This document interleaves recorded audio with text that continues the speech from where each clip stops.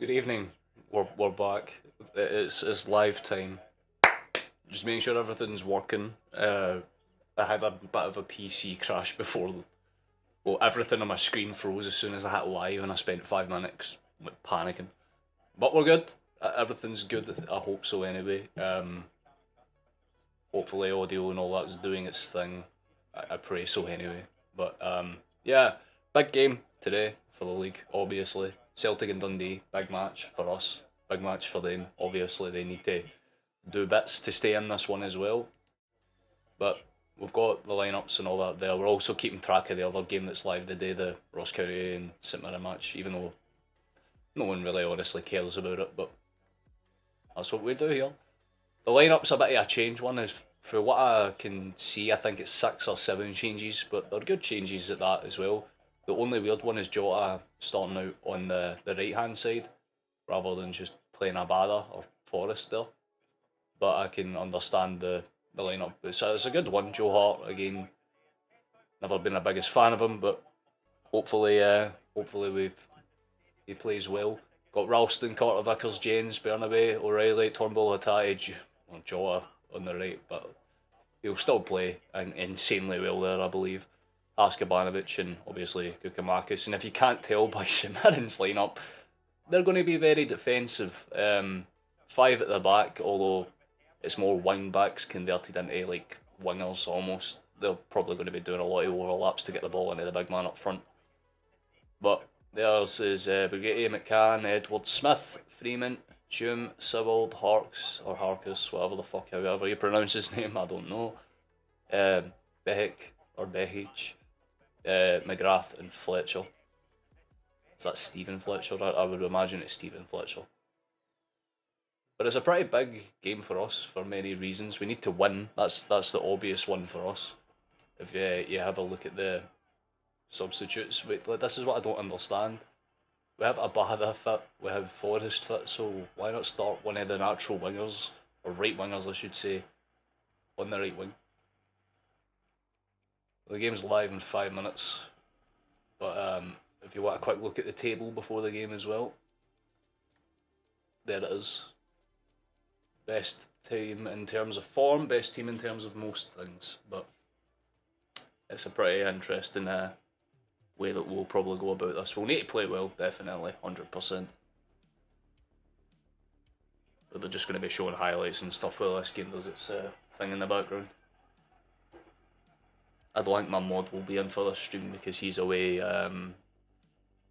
for what I know anyway, I think he's away to the Dundee game. If he is, then for Foxton, I hope he enjoys himself. Gets to see another 9 goals.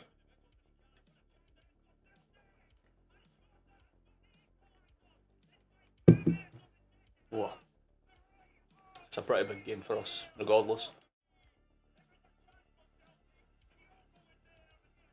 Again, because it's a pure early kick-off, I'm not really expecting a lot of people to pop in and say hello, but if you do, then fantastic.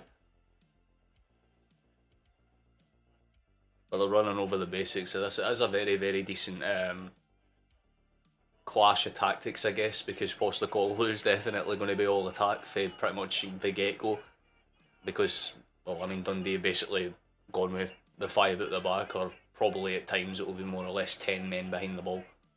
And they'll just long ball it to Fletcher. Which, I mean, Hibs tried that, failed. Livingston tried that, failed. Neither of them really did anything in terms of giving us a challenge, so...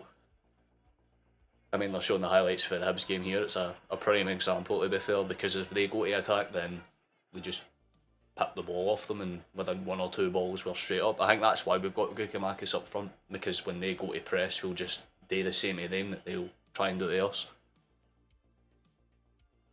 I'm not sure how this game will actually play out over the course of the 90 minutes. It'll be interesting for sure, because I think that we've got the potential to score another 9, but obviously Dundee won't let that happen twice because pride and shit.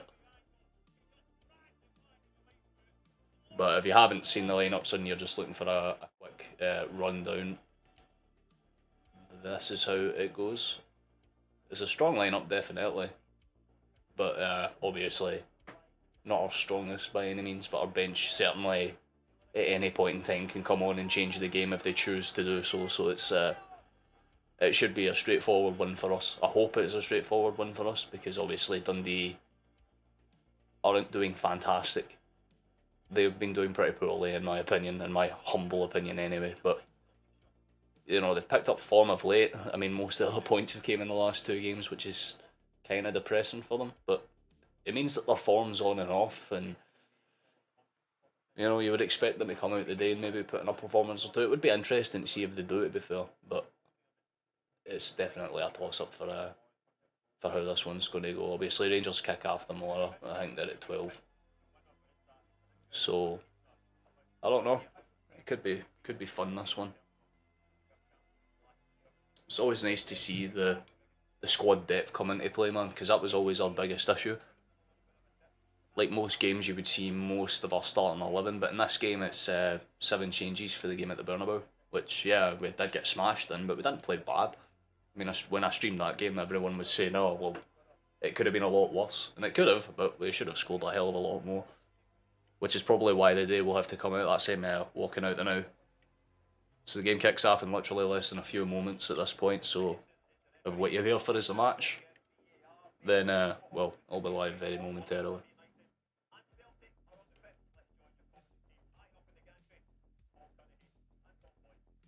There's a packed out crowd, as you would expect for, you know, the best goddamn stadium, probably, arguably, in Britain. You got Captain Quarters as usual, so this should be fun.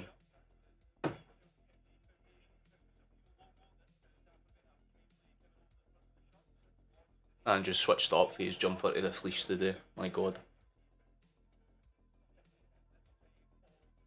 This one really can be interesting for a lot of reasons. I'm trying to make out what the Green Brigade banner says, but I can't make it out. It's not showing it close enough. But definitely a strong enough lineup to do what we need to do. I think it's more than likely that we'll come out of the gates and get a goal in the first 15. If we don't, then the game starts to be a little bit more dicey, but I don't see it being anything too inconcise. Or about a minute away, I'll give this a refresh just in case the stream's a little bit behind. I wouldn't be surprised if it is, but it's not kicked off yet, so I can't be too far. They're just going through the lineups now, and yeah, if you can't, St Mirren's lineup is very, very defensive. But they've switched it up at the last second, and it's more like they've gone with 2 strikers at the front, so McGrath is playing as like an inverted, or I guess like an advanced forward. I think that would be the term. Like, he's not playing as like a out-and-out striker like Fletcher is, but he's just sitting in behind them. That's the boys doing the huddle, and the game's live in very, very few moments. It's a very, very good crowd for a November bonfire night kick-off, so if you're looking for some explosive action, this is the place to get it. Not in my fucking voice, because I am ill, but I said I was streaming this game, and god damn it, I will fucking stream this game. Yeah, it's officially kicked off now, so there's your live stats. We'll give the St Mirren Ross County one a refresh too, because that one will have kicked off. There we go. We're officially underway, lads, so this should hopefully be an easy win for us, but don't be fucking surprised if Dundee managed to pull something out of the hat. We were in action more recently than we are, which is why there's so many rotations, but at the same time, I don't see this being much of a problem. It's more than a good enough side to do the damage.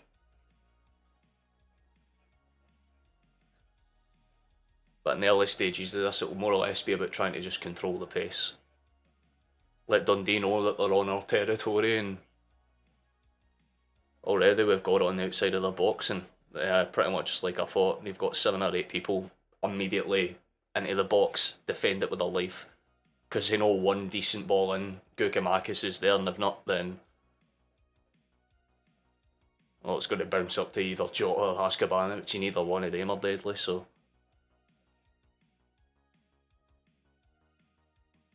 but the high pressing game's already quite clearly in effect, but they've managed to beat it with a very good early ball.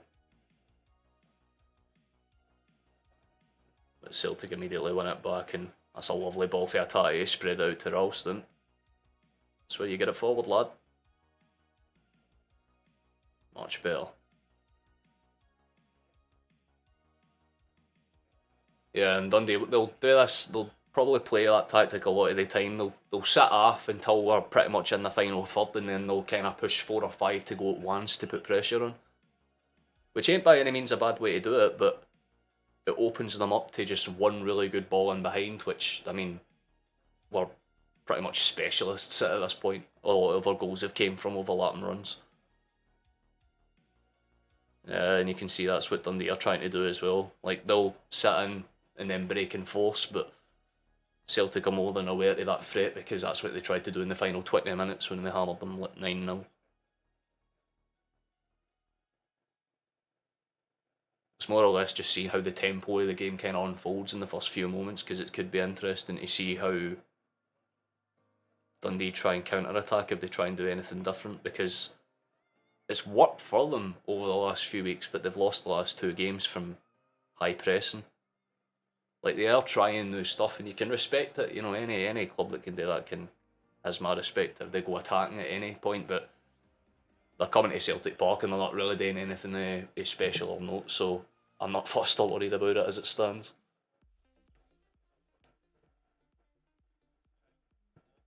But we're just kind of spreading it around the back and playing the basics right now. It's nothing dangerous. Ralston's gone for a long ball. It's deflected, and there might be a chance on. And that's a really good chance, by the way. Jota manages to get it on the inside of the side netting. That's unfortunate as fuck, man. If they hit that just the slightest bit earlier, that's going in at the near post because the keeper was way off of his line. He was like nearly in the middle and the outside of his 6-yard box. If Jota gets that on target, that's a goal every day of the week. But it's the start we wanted: high pressing, good pressure, and we've got them on the ropes pretty much instantly. So we just need to keep that momentum up. Good high ball up, and I think that should be a throw into us, and it is. Yep. We'll have to break out in numbers, and if we keep the pressure on them, then I'd say 15 minutes. That's as much as Dundee can last before they concede. But that's if the finishing boots are on. Askabanovic does well to try and get into Ralston, shoves him off the ball. Really, really good physicality down the right into Hatate, and he'll switch it forward in towards Jota, and this is where we can do our best damage. Jota has another crack, but not sure if it took a nick off the inside of one of the defenders or if it was just a bit of a lapse in concentration, but he files it way over.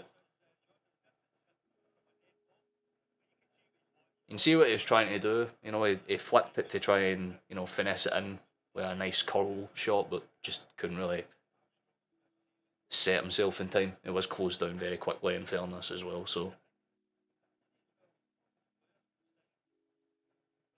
there's good consistency for the lads so far, though, because any time Dundee try and do any sort of attacking momentum, you've got 4 or 5 like green and white bodies basically surrounding them. So even if they do win the first ball, they're not going to win the second, and certainly not the third. But as I say that, Dundee try and get a ball in behind, but 2 men are there to block off. And Hatate spins on his man and gets away. That's a lovely feat for him, to be fair, and dinks it over to try and find Jota, but Dundee just punt it back up towards our line. Carter Vickers will eventually gather the bounce around and get it away.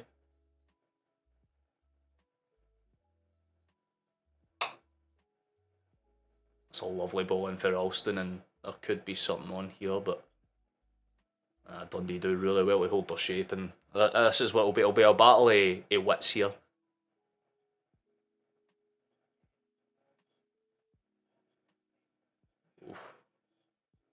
Dundee have caught themselves out in a high line, and here ball's in behind to Jota. Dinks it across. 1-0 Celtic. Unless there is a flag up, it should be 1-0 Celtic. I don't think any flags gone up, boys. We're 1-0 to the good. I think so anyway. There's nothing being discussed, not for what I'm seeing. It wouldn't surprise me if they try and find a way to do so, but we'll give this a refresh to see, because yeah, well, there you go. It's just came up there as I went to check, but there you go. 1-0 to the good boys. It's a lovely, lovely piece of play. Hatate spins away for his man, gets forward, lovely ball in, and this is what Jota does so well. He dips the cross in, so if no one gets a touch on it, it comes off the post at the least. But if not, then you've got someone at the back post like Haskabanovic making that late directed run, boom, into the back of the net. Lovely start for us. Like I said, 15 minutes was the most I would see these lads defend us for if this is how they're coming out to play. And it's the perfect start for us. 1-0, lads. Pog. And Dundee will have no other choice but to come out of the pressers now, because they're not really going to get a result sitting on their arses now.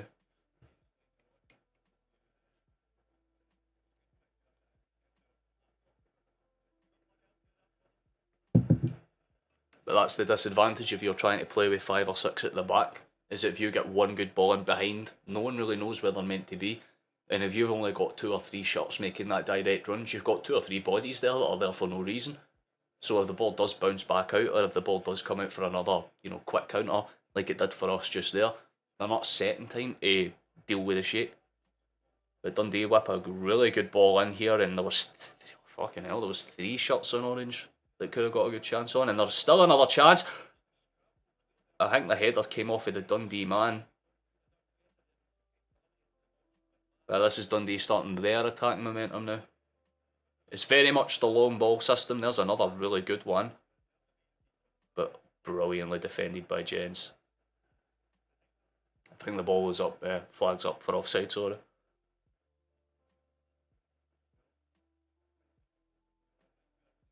That's a really good initial ball in for the Dundee man. Yeah, it's a really good block for Bernabei actually initially. Although it comes off the back of his elbow. I think they might try and claim handball.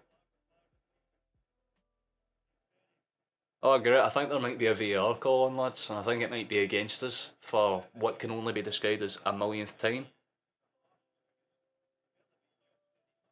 Bruh, I swear to God, if they actually do this, you can't really do much about it. The ball, he's up in the air with his arm like this, and the ball hits him here. It'd be very, very harsh to give it as a handball, because again, what can you do? It's basically the exact same as O'Reilly's handball call. There's very little you can do in time with that reaction to move your arm out the way and make it look natural. I would be very, very, very surprised if they actually give this. Do not go over to the wee tiny box, bro. Do not do it to us again, man.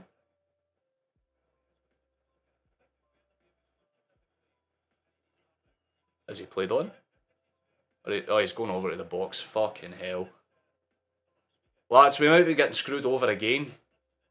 For the 3rd successive SPFL match in a row, we might be getting fucking cheesed by the VAR system. They introduced this for one reason and one reason only, and that's to piss people like me off. It is very harsh if they give this. It's a straight header for the Dundee player. He's already in the air. You cannot turn in the air. Momentum does not literally allow it. So unless he can defy the laws of gravity, which Bernabei is a small wee man, but he cannot twist and turn in the air to get away from that. Not when a bullet header's coming in at him. So the question then becomes, what the fuck is this being checked for? Because what can the boy do? It's not even a good header, by the way. If it gets past Bernabei, it's straight at heart, so... Oh, for fuck's sake, there we go. That is actually incredible. And every single person in the stadium just... Same reaction. What can you do? It's utterly fucking stupid. He's booked Bernabei. Lads, we really need to have a talk, right? See the pricks that do this? The pricks that do this shit, they need a bullet in the right between the eyes, man, because they're sitting there getting paid vast amounts of money to have a computer show them what is happening and still go fuck it, give them the penalty anyway.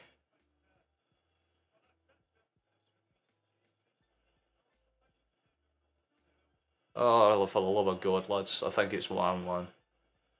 I don't trust Joe Hart on penalties. And I don't want to open Google and have my worst fears confirmed. Ah, fuck off. It's gone in. 1-1.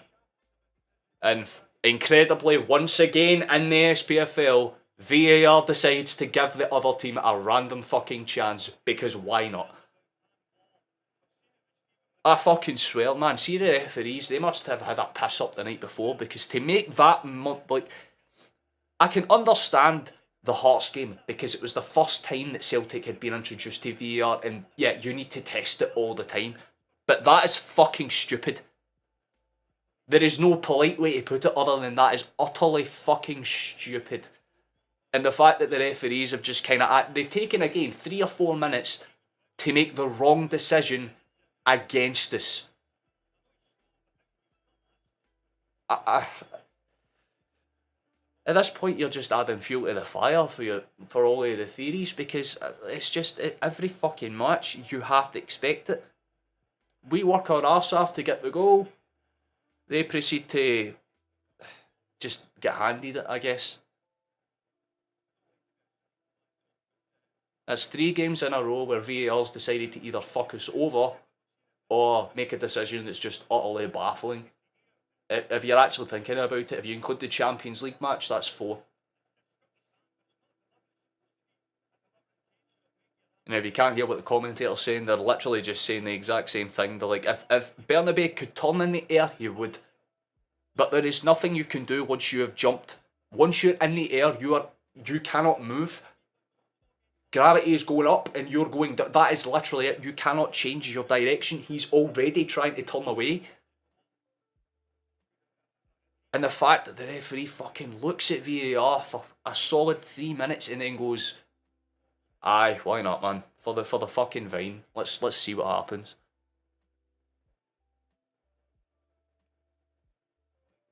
You can't even. I genuinely feel for Bernabeu, because he'll feel like he's let himself down there, because he genuinely had his head down.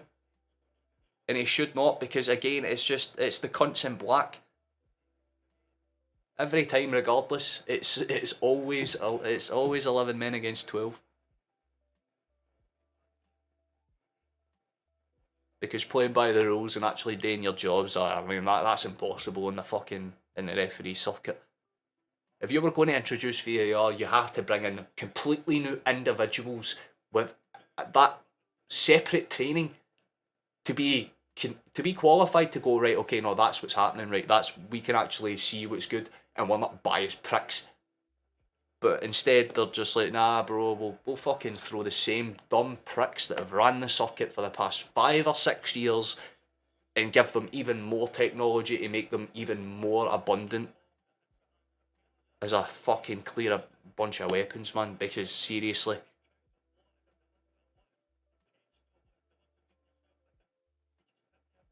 And this will just give Dundee unnecessary fuel that they can use, and you have to laugh at it, honestly. It's adorable.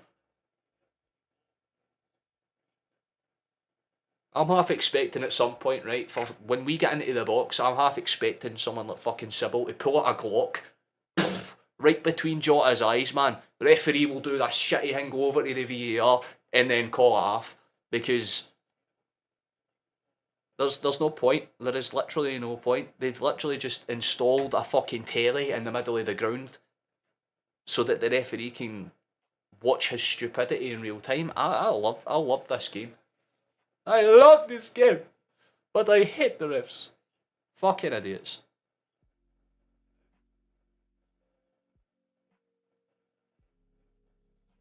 But this is where Celtic will show their fucking fortitude for the gazillionth time this season due to dodgy decisions.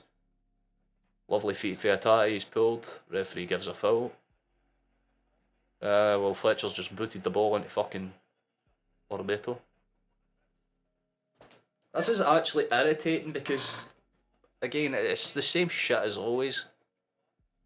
I think you could literally go to the last 5 or 6 streams that I've done, and then you could probably clip the exact same reaction every single stream. There's a good ball across. I think we'll have a corner kick from it. Yep, we will. I'm going to have grey hairs by the end of this fucking season, man. I swear to God. It's so unfortunate. But we do have a corner, and we can do pretty well from corners sometimes. It depends on who gets on the end of this. If anyone gets on the end of it at all. Turnbull in, outswinger. Cleared by the Dundee line. Oh, that's a really good for Dundee, to be fair, and that's a poor touch. It's giving the ball away. And they can actually do something down the left here. Oh, that has to be offside, surely. Well, they've let the play go on, but it really should have been given as offside. And now the flag's up. Now the flag goes up. Only took you... I swear to God, man. He's definitely offside. There's no even a slight debate about that, but it took them like 4 or 5 minutes. Baffling shit.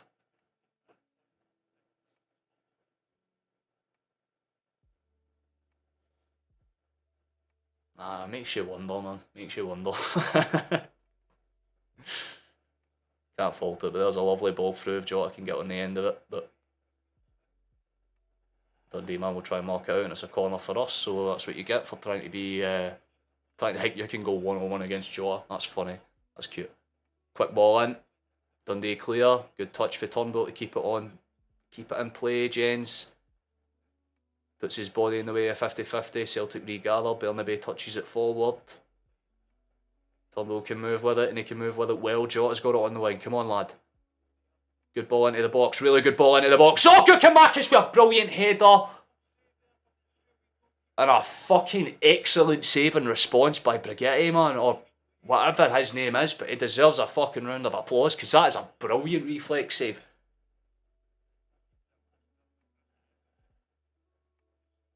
Nothing more Kukamakis could have done. It's a stunningly perfect header.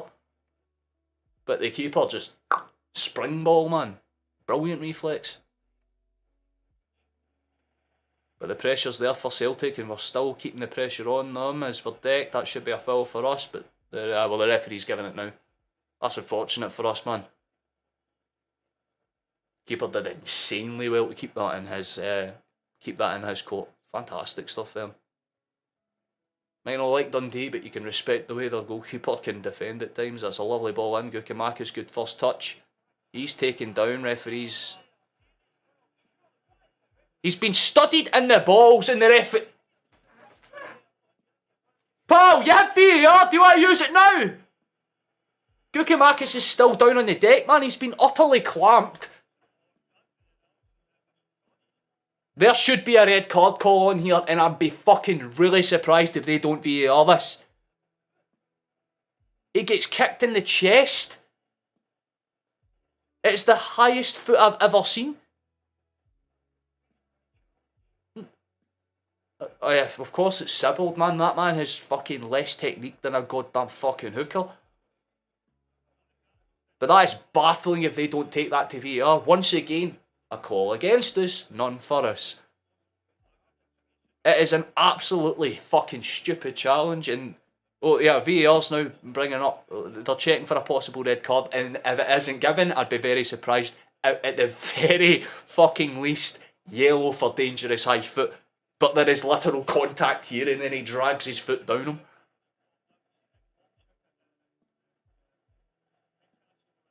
You feel for Sibbald a little bit, because I get it, he goes for the ball, but the follow through is very fucking dangerous, because if his boot's any higher, that's right in the neck.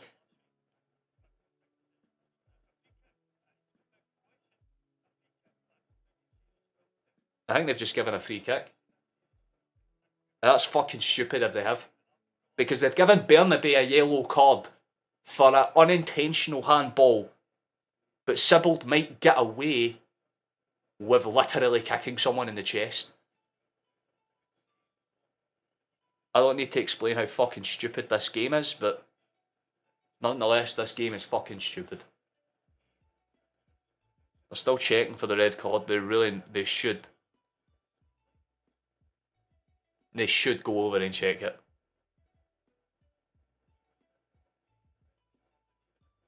Because even if, again, it's unintentional, if you're going by the rules of unintentional, If Bernabei got yellow carded for an unintentional handball, that prick should be red carded for a clearly intentional fucking challenge. This is what I don't understand about it. What, like, how many times, like, in the last game at the Bernabeu, right? Why did O'Reilly get booked? But when Rudiger absolutely mauls a bladder to the floor, or a Militao, whoever the fuck it was, nothing was given. Why is this such a consistent theme for us?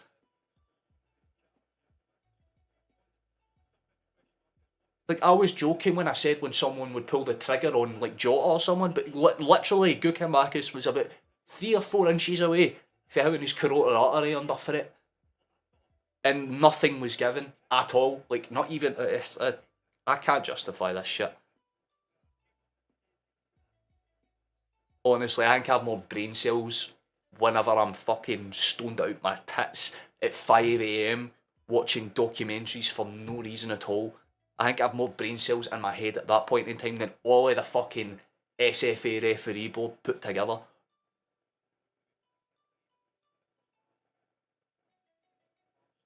Because it's truly baffling shit, this, lads. I'm not even going to try and... Is this... Why are you on the 4th minute? There has to have probably been a goal in this game. It's 1-1 between those two.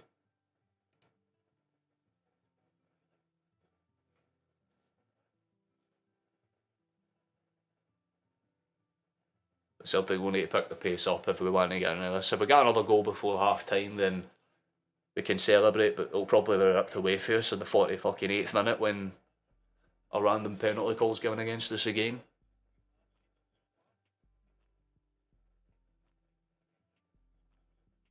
I mean, yeah, VAR might have gone against us, but there's still plenty of time for this game to switch.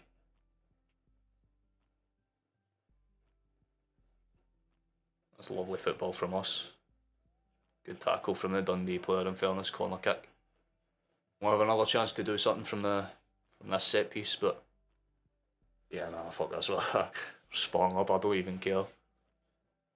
Please subscribe for my suffering. This shit is actually horrifying to witness in real time.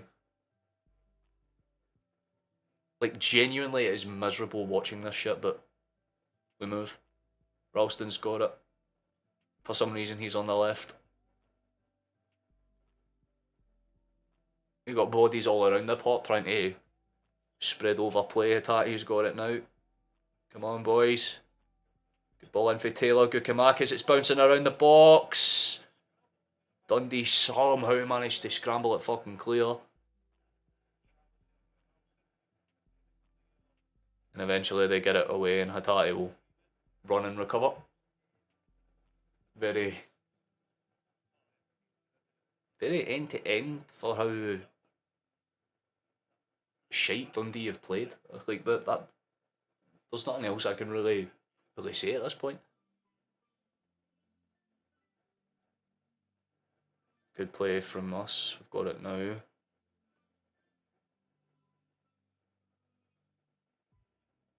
Yeah, and now Dundee are just sitting back with everyone. I think they realise once we scored the first goal, if we do get an equaliser, just go with the plan of very, very defensive from the get-go.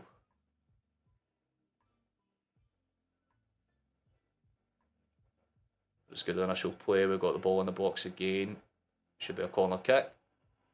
And the referee gives a goal kick. We are on a... He's 3 for 3 so far. Honestly, I wouldn't be surprised if Postecoglou fucking slide tackles the prick on the way down the tunnel.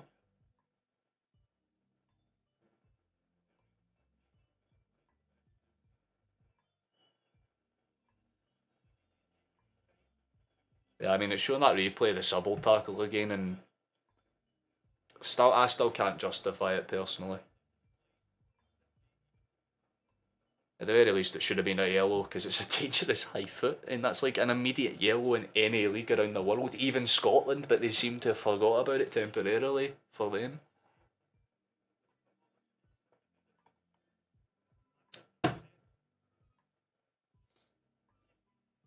Oh, this club will be the death of me.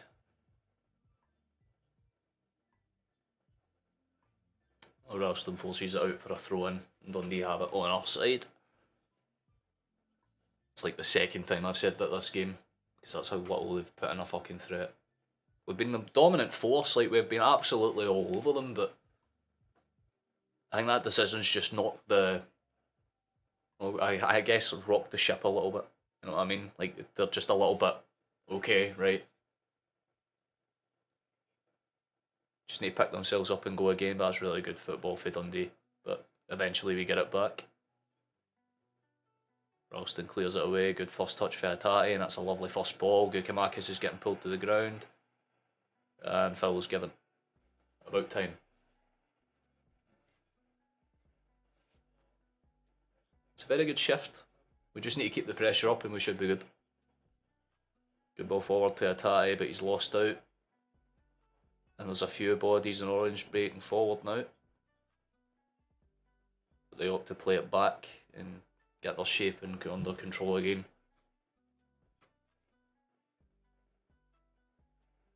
Burnaby puts a good block on.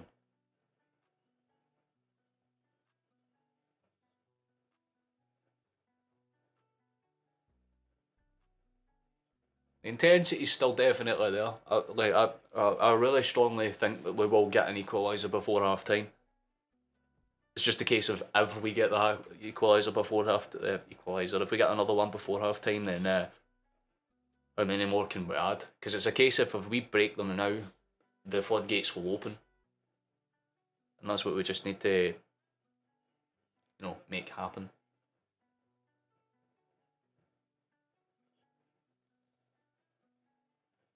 Because I feel like if it's still this score when we go into the second half, then I think that's when we'll introduce players like Abada and that, just to have them a little bit more thoughtful about where they're positioned.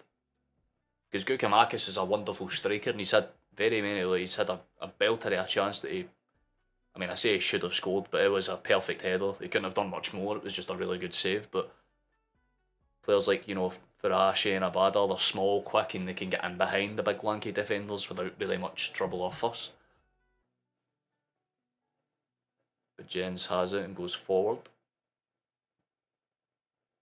Burnaby holds his run and gets it towards the back line again. Yeah, and Dundee just go to that immediate compressed ball. Good ball in behind. Off. Well, the Dundee defenders collided with his goalkeeper and the goalkeeper stayed down. Fuck's sake, man. They're literally challenging their own goddamn players now. And he got winded. Fair play to the keeper as well. He still came out for it and took the hit.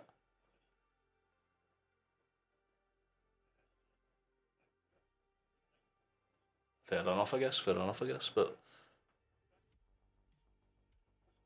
yeah, to be fair, it did look like a bit of a soul knock.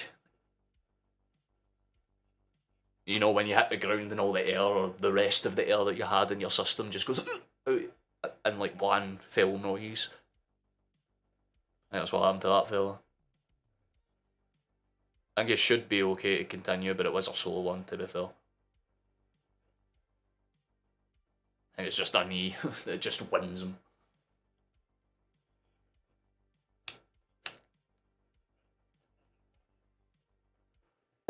Just over 30 going in this game, so 15 minutes left for us to find a goal that can put us ahead, which would be fantastic if we could, but the play's been rightfully stopped because the guy does look like he'll probably be able to continue, but it's definitely a solo one, you know what I mean? Like a metre ball on a wet day to the arse, it's going to sting.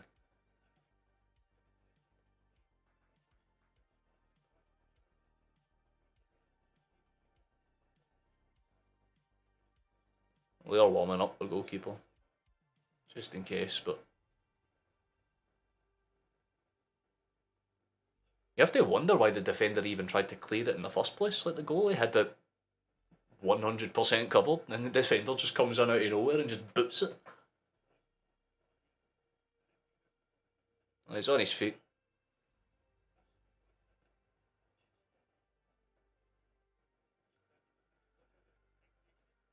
Oh, does anyone that's watching this think that there's a chance? I think we'll get one before half time. I think we will. We fucking better. Ralston. Lizzie's out, but there's 3 surrounding him. He's literally covering the ball, but gets the foul anyway. Nice. Is there any update to the St Mirren and Ross County game? No, still 1-1 now.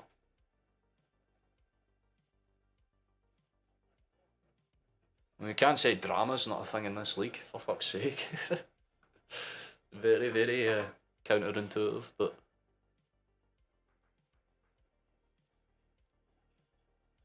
I mean, Dundee will be very, very happy with how the half's gone so far, all things considered. Celtic are playing like they're not bothered, really, but deep down they'll be fucking raging for like the 5th or 6th game straight now that we've just been cheesed by a tiny little television and 2 people that watch said television. Fuck's sake, man, you should put me on the VAR system. I'll watch these games and I can tell you what's happening. Just give them a wee phone and be like, aye, no, don't worry, use your fucking eyes.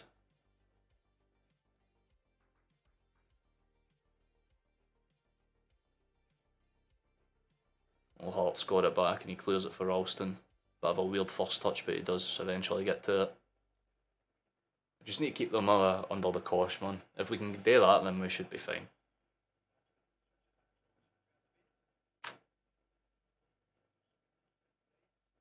Jens has it now. And come forward again. But Dundee are trying to mark our midfielders out the game. They're just covering them. So it's kind of forcing us to go down the wings pretty much every time. There's another really good ball over the top, and he's done really well to keep it under control, Ralston, but forces a good shot. The keeper makes a goal. Really, really good, again, reflex stop. You don't really expect a player like Ralston to be up in the box and taking a touch like that and firing it in first time. But we have a corner kick and we could do something with it. I hope we do. Turnbull's on it. It'll probably be another outswinger. It is. High ball. Cleared away by the Dundee players.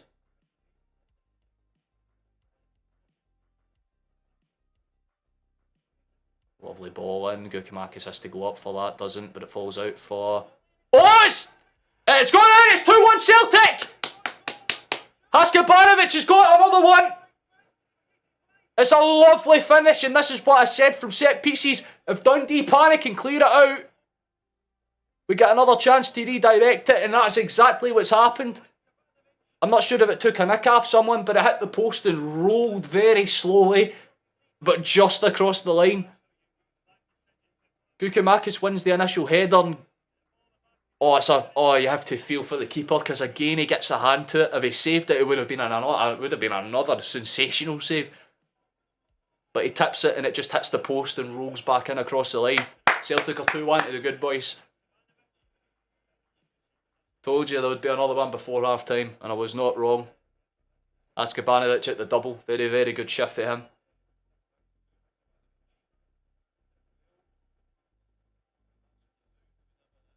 We'll absolutely take that given the circumstances. With 35 minutes played, it's Celtic 2, Dundee United 1. Very good this. Very happy, very pleased. Now we just can't let them get in our box at all, because they'll fall over and something will be given, so just keep it calm, keep it composed, we should be fine. But once we broke that duck, we can go on, but there's another good ball in behind Jota, we'll keep the pressure on him. Can't quite get to it, and it'll be a goal kick for Dundee. Got to say, if there's a player that you can give credit to, or 2 players that I think you can give credit to in the Dundee squad right now, it would have to be Brigitte, the keeper, and it would have to be the fucking whoever's playing right back for them, or I think right centre back, Smith. Because that boy's been throwing himself at every single challenge, and you have to respect it, man. They're not playing well, but they're playing rough.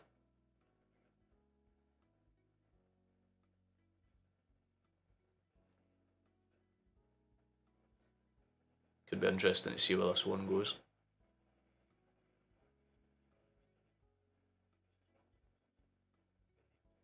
Good ball out towards Ralston, and they might be able to try and force something out of this.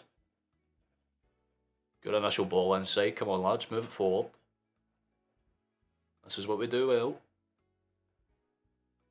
Ralston into Jens. Good feet, lad. Move it.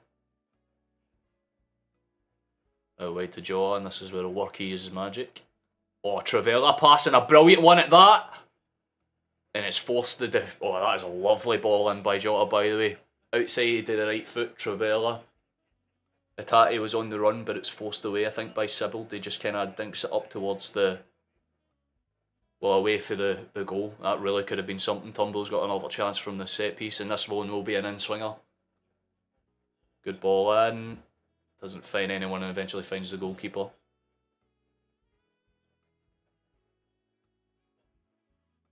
I think they were trying a near post flick on and it just didn't work out, but good ball over the top, but immediately taken away by O'Reilly. It's been a very, very convincing performance. The scoreline doesn't do this game justice.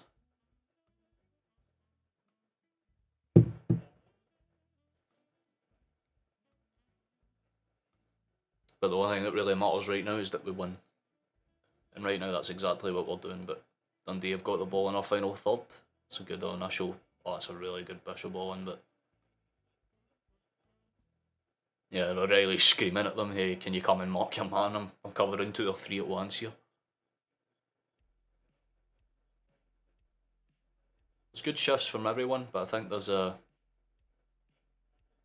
solid chance for Dundee here, a set piece.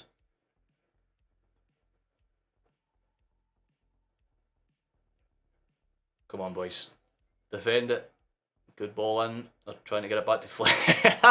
What a wanker! Oh my god. He tried to do an overhead kick and he fucked it up so badly. You red timed that a bit, didn't you, pal? Ooh. Bruh. Way too simple, way too easy. Now Celtic break immediately. This could be something for us. Go on, lads. Askabanovic. He's been fantastic this game. Good ball in. That could find someone. Jota was on the stretch, but just couldn't quite get there. And the ball will be out for a throw into Dundee. It's been a very, very convincing half for us. We just need to keep it up. I'll take this opportunity. Subscribe. That opportunity taken. Back to the game. Dundee's going to come forward now. Never mind, Celtic have won it back because that's what we do. We're sexy bastards when it comes to the high press, and we've got the ball. Good ball in behind as well, but Askabanovic was just a little bit too ahead in his run. Couldn't stop it in time. Unlucky. About 5 minutes, give or take, left of this half. We're certainly deserving of our lead, but Dundee do look threatening at times. I will say that. You know, they might have had a little bit of luck in how their goal came about, but they've definitely played alright at the best of times, to be fair. So good ball in behind for Dundee, but I don't think that it would have taken some amount of pace to get there. As a player we need to watch, man. McGrath's in behind runs have been pretty dangerous when they've worked out. But we play out for the back. James spreads it to Bernabeu. Joe will take a run at his man. Still got it. Another long ball. Itati's got it this time. Gets it to Gukamakis. Just a bit of a loose first touch and he can't recover it. But Jota and Gukamakis press the man and nearly get it away for Smith. But the high pressing line works out again and we've kept the pressure on them. They're going to have to try and get it out of their own half from a throw in.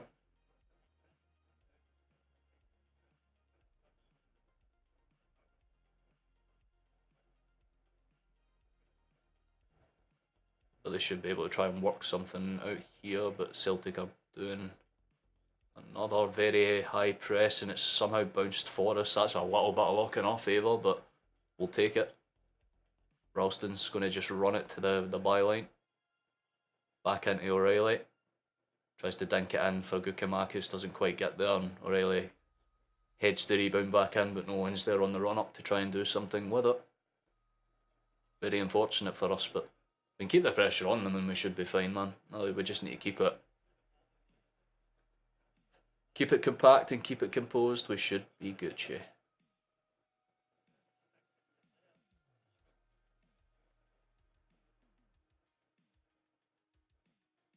Because realistically, since that initial Dundee chance, they haven't really done anything with it. Their one shot on target has been a penalty that really shouldn't have been a penalty. That should be a foul for us. Pull with the shot. Yep. I think that was McCann.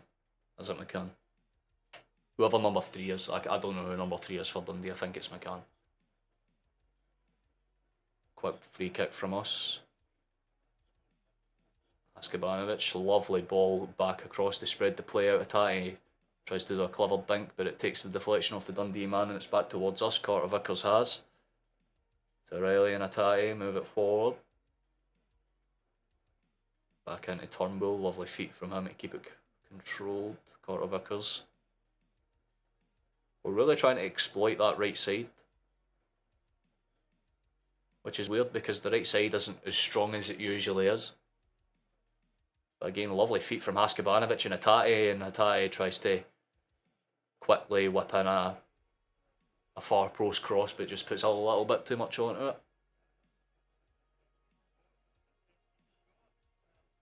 I'm not even... it's kind of like a half attempt between a cross and a shot. I think he just got caught in two minds and just kind of sailed over the bar. But Brigitte will be able to clear it out. So it's good to see the Green Brigade in full voice. Stadium's not fully packed out, but it's... I'd say a good 52,000.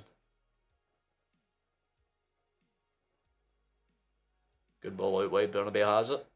We'll try and move it forward in towards O'Reilly. He's been fantastic, by the way. O'Reilly has been very, very good this game.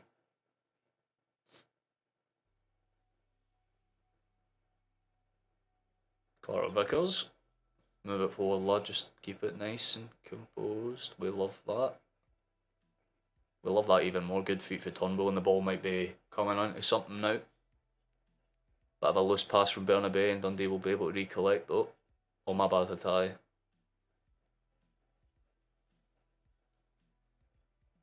I mean, Atati and Burnaby are like that apart right now. They're just continuously overlapping every single attack.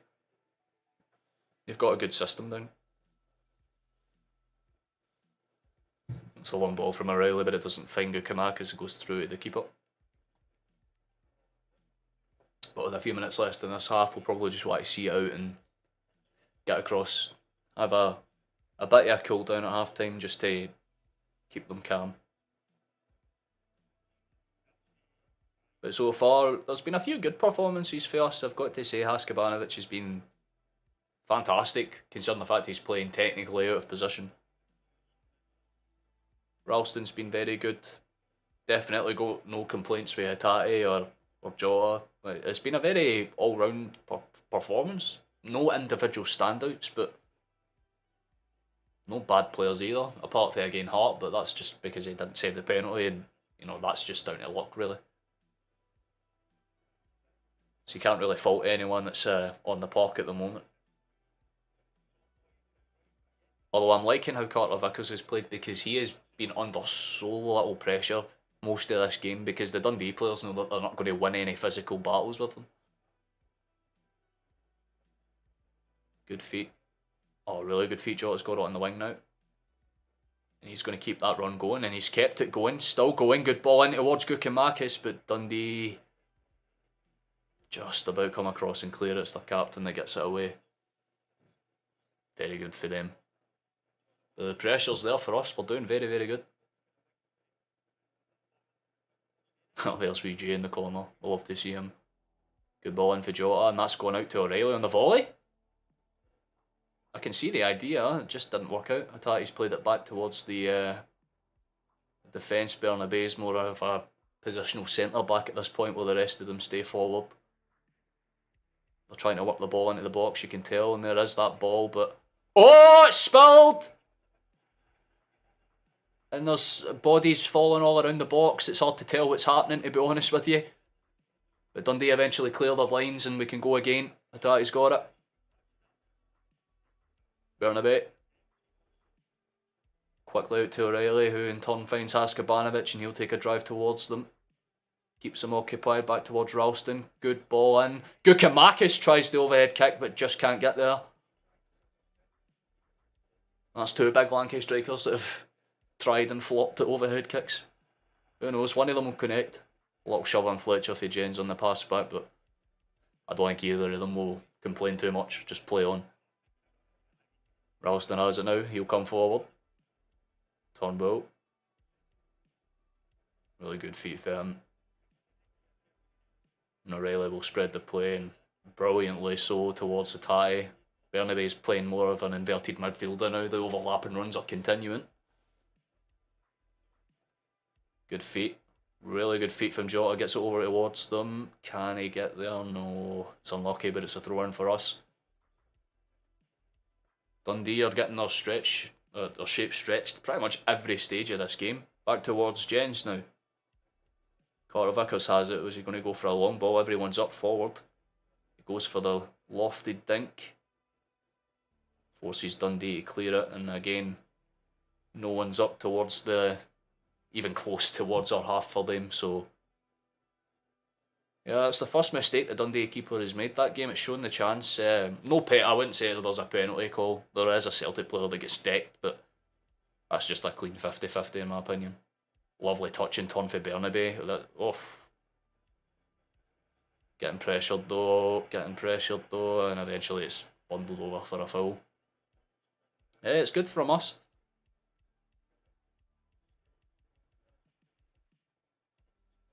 Yeah, no, it definitely is a foul. We can't discredit it at all. Just wanted to use a little room. Oh, wait, hold up. Let me shut the fuck up for a second. Marco Ara scored for St Mirren right before the end of the half, 2-1 to them.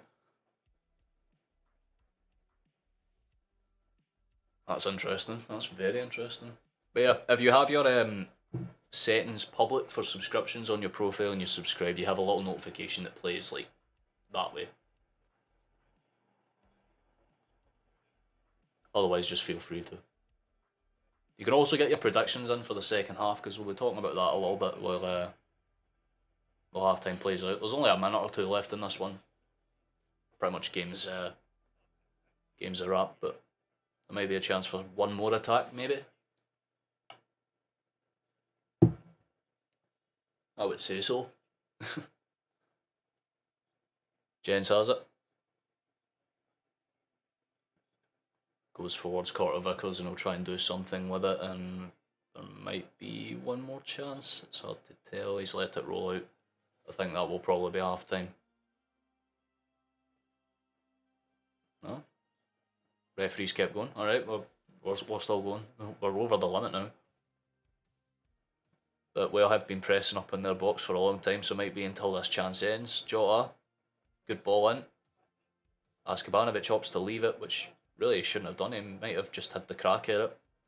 Ralston, ball in. Gukamakis goes for the overhead. Oh, that's a very good chance for us.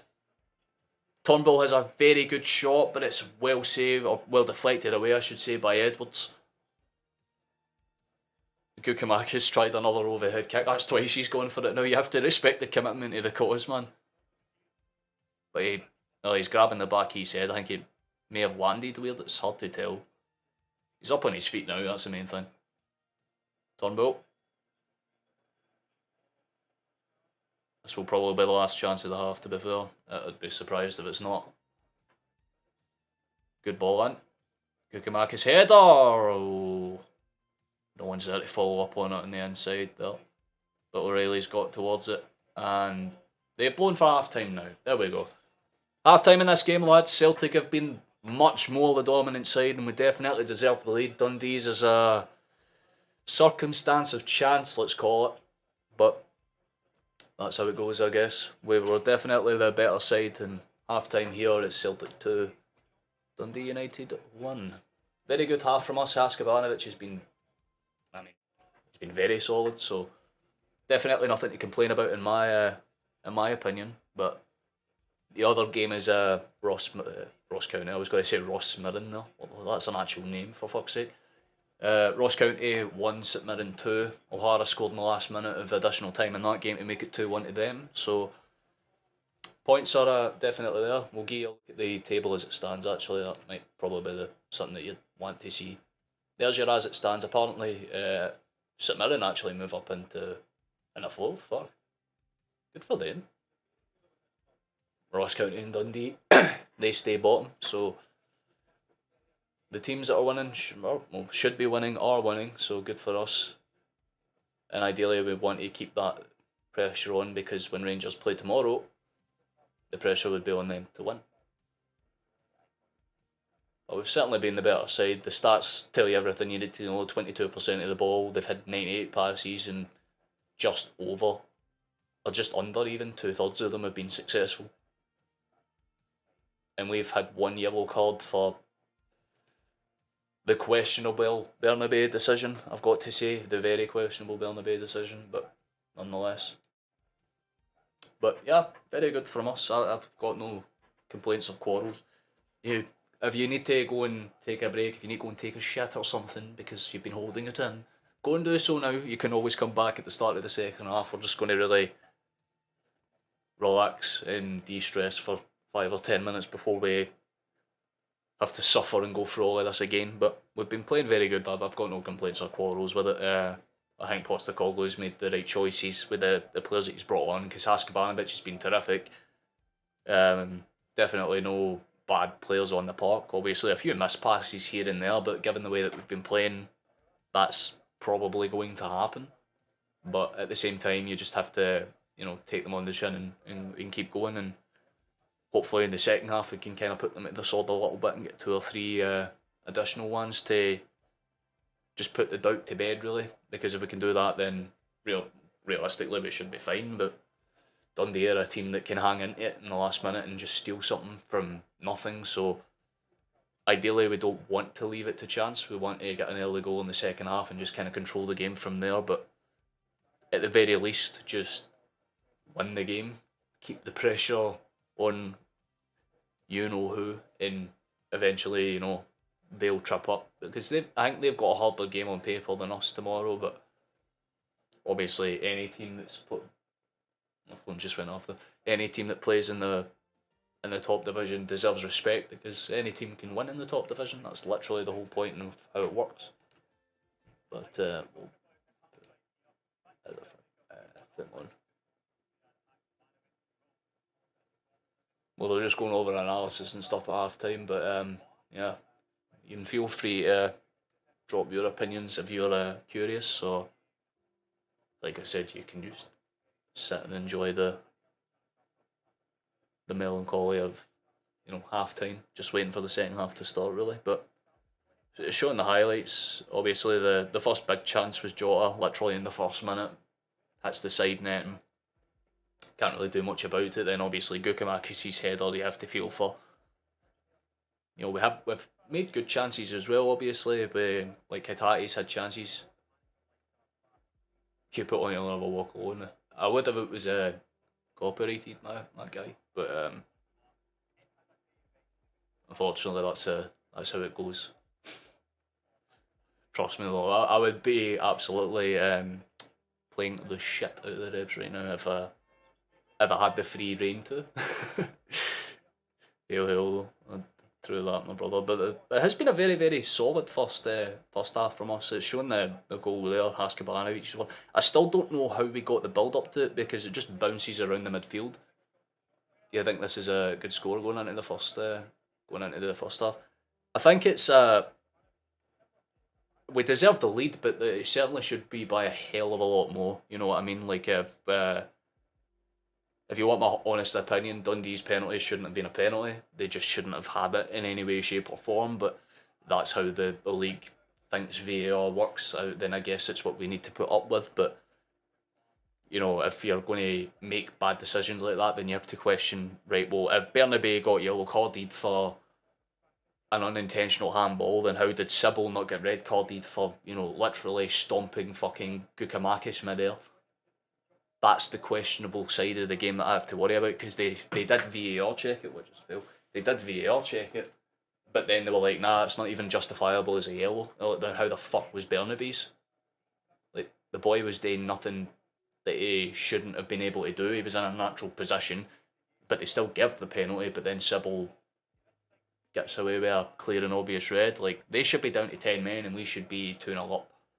But we're leading and that's all I care about. If we get across the line with the 3 points, then I'm happy with that, because at the end of the day, that's what matters in this game. And that's what the Dundee manager will probably be saying to them at half time. Listen, you have been playing shite.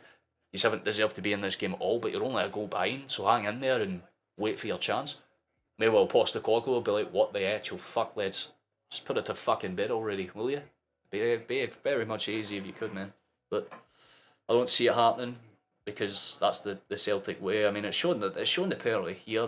I still can't personally justify it. First, who's your favourite Celtic player of all time, and who's your favourite player right now? Of all time, that's hard.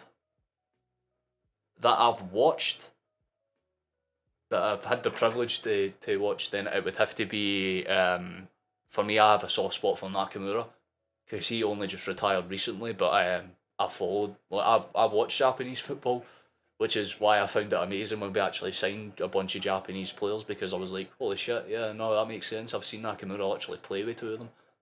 But favourite player of all time, it would probably be a tie between Henrik Larsson. If it's a player that I've never seen play live, Henrik Larsson, because obviously there's a few obviously like, decent shouts as well. For me, obviously, if you're going in terms of low-key players, I think Jan Vennegoor or Hesselink would be a shout, because I just love his name. But he was also a baller, and I still remember the last-minute goal that he scored in the Old Firm to keep us alive that season. Didn't do much in the grand scheme of things, but it was still a very good moment for me as a child to watch. But in terms of right now,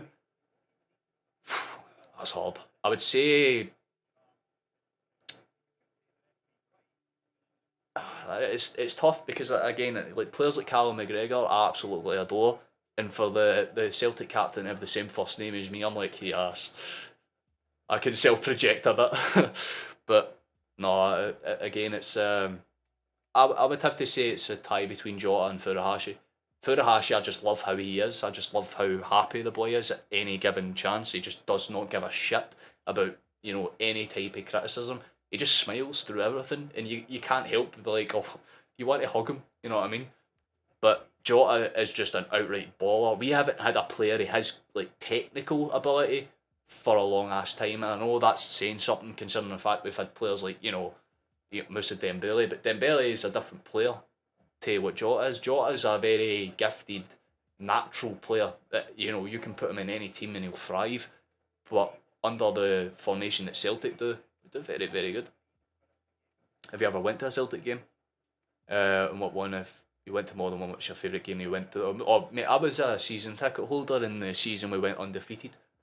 That was my first like full season. It's the only season ticket I've had, but I've been to a bunch of games before. The best game for me personally is tied between 2 matches, and that's Man City 3, Celtic 3. Mainly because I remember how loud the stadium got when Dembele scored the overhead kick. That shit went everywhere. But for me personally, it has to be the first Old Firm when Rangers got back up 5-1. Dembele perfect hat trick, Armstrong last minute winner. With obviously Julia Barton saying all that shit pre-game about how Scottish football was easy and how he'd walk all over it, and then proceeded to get absolutely slapped up and ended up fucking retiring like a year later, which I just find majestic, because that's for me, it would have to be that. But I've seen a bunch of really good games, like as much as we lost, the 2-0 loss to Barcelona at Celtic Park was something that I enjoyed, because you got to see Messi play. But nah, for me it would have to be the 5-1 Firm win. That was, to see that shit live, that brought me joy. That brought me so much happiness.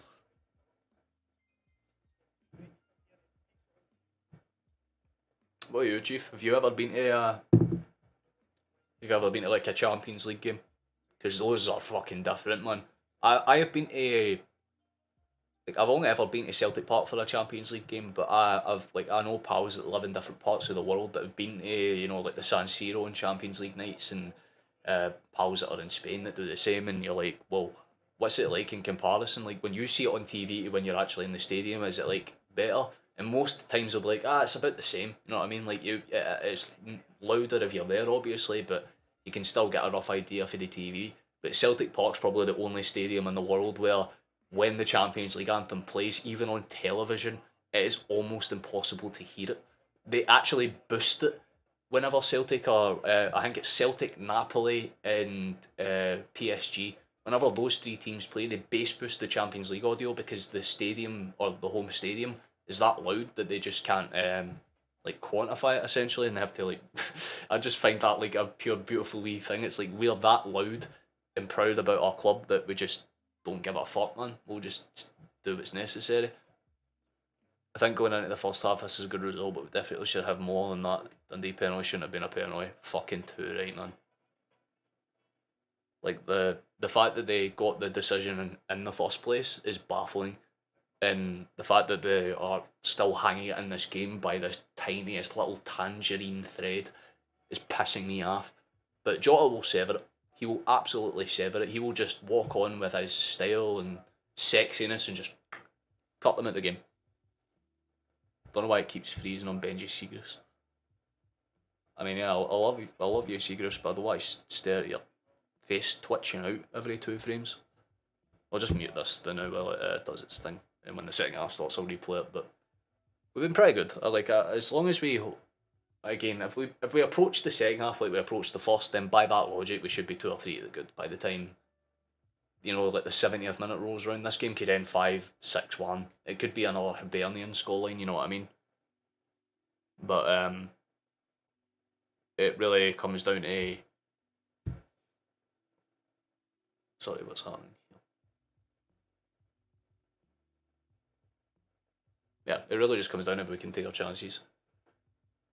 And I've went to the Hibs v Celtic and the Shakhtar v Celtic in the Champions League atmosphere was absolutely incredible. Definitely recommend going to a Champions League game. Yeah, honestly, if anyone that's in this chat right now has never been to a Champions League game at Celtic Park, put it on your bucket list and fucking go, because there is not many places that can match the output over 90 minutes that a Celtic fan can, because honestly, I was positioned in the best possible place because I was just above the North Curve, like where the family stand is pretty much, because I was a season ticket holder with my dad for the 16-17 season and for a couple of games of the 17-18 season.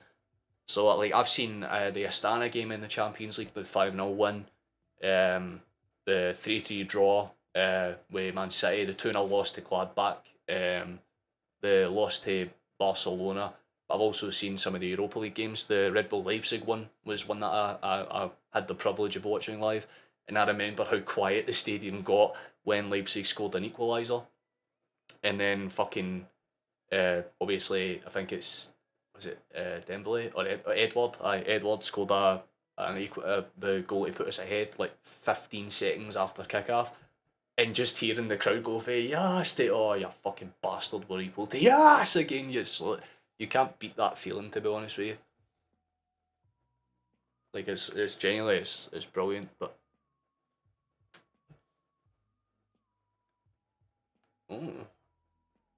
if you could pick any player to play for Celtic, like any player right now on budget, who would you pick? It fits with our system. That's hard to fucking say, man. That's hard to quantify. Just make sure that I'm not missing any of the start of the second half or anything. Nah.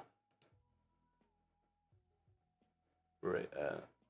Excuse me. That's not what I loaded. Thank you. I don't know. It's hard to think because if the choice was there, then I would take someone that has like a really good I would take someone like that's young but that's not like a Tuchemeni.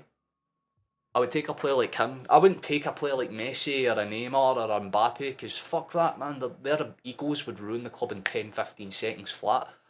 But if you're thinking practically, you would take a midfielder that is young and has potential, or alternatively you would take a goalkeeper. If there's a choice of a goalkeeper, I would take someone like Donnarumma because he hates playing at PSG, and you can tell he hates playing at PSG. He likes to play for old-fashioned clubs. That's why he played for Milan for as long as he did. So I'd say offer that motherfucker a contract and see what happens. But I don't know. It would be a choice like that. Like if it's like a player in his prime, I would take a Messi or even a Modric. You know what I mean? Like those players in their prime, you would take them in a heartbeat. But nah, for someone like me, it would have to be a practically sensible decision. You know what I mean?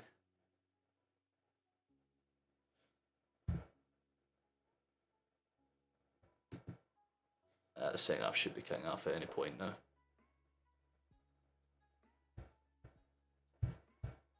Just gonna find a.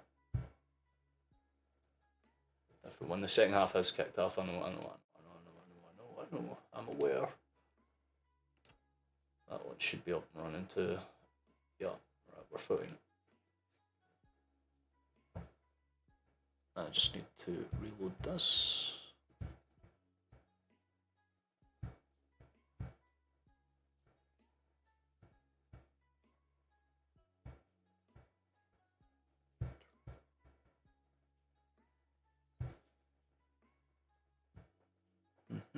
There we go.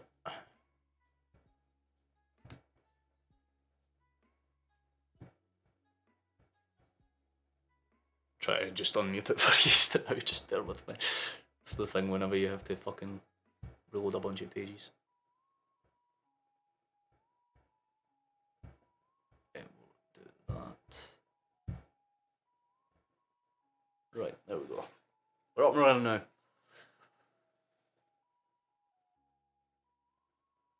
It's more or less about doing the basics right. So as long as we play how I know we can play, then we should be fine, but go on.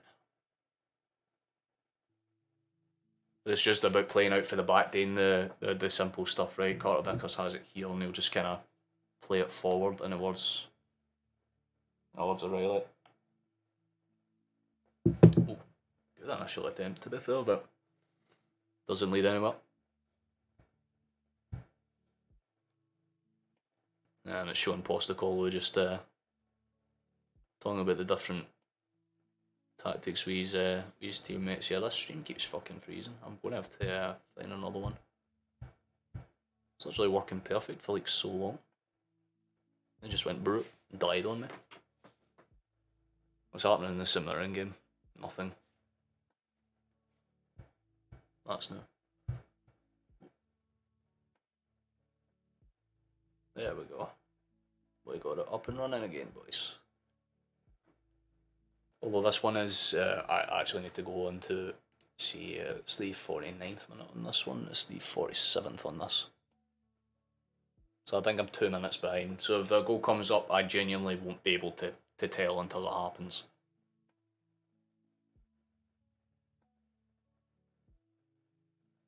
But there we go. That's fine. As long as I can see the game, I don't give a shit.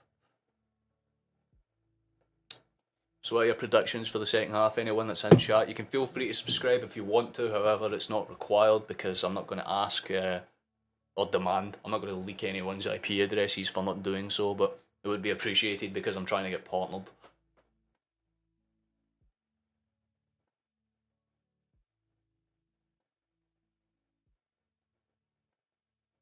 Just got to keep them contained and play very, very simple, clean football. We do that, we should be okay. But Dundee are trying to... They're pressing out with a lot more. You can tell by the way that their shape is. They've kind of... I guess they haven't spread their midfield open, but they've kept it compact and they're trying to break out in smaller numbers. Like, they're not as all over the place as they were before.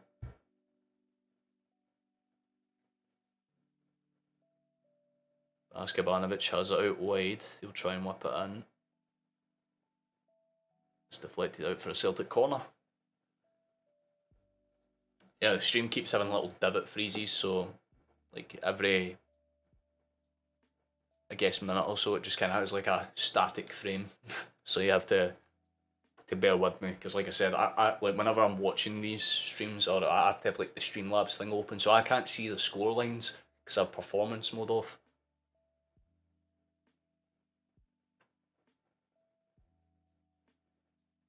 So I just rely on what I see, basically.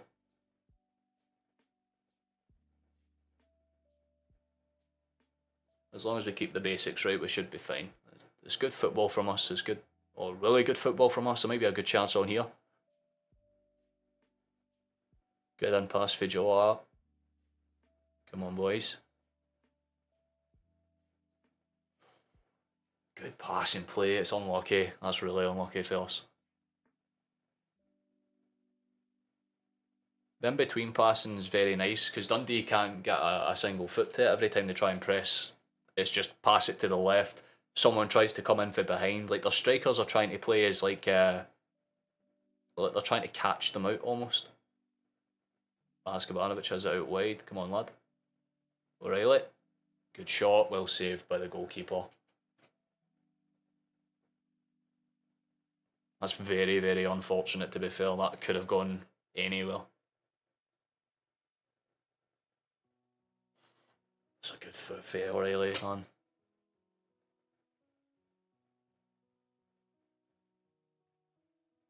As long as we keep ourselves composed, though, that's the big thing. Also, if you don't like smoking, leave the stream. That's your trigger warning, since someone actually got really pissed off the last time I did it.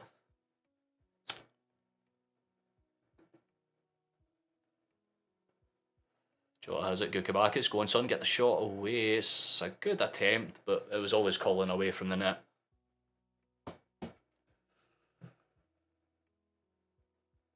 It's really good 1-2 football between Jota and Gukabakis to get that chance away, but doesn't really come to much at the end of it, which is unfortunate, but that's how it be.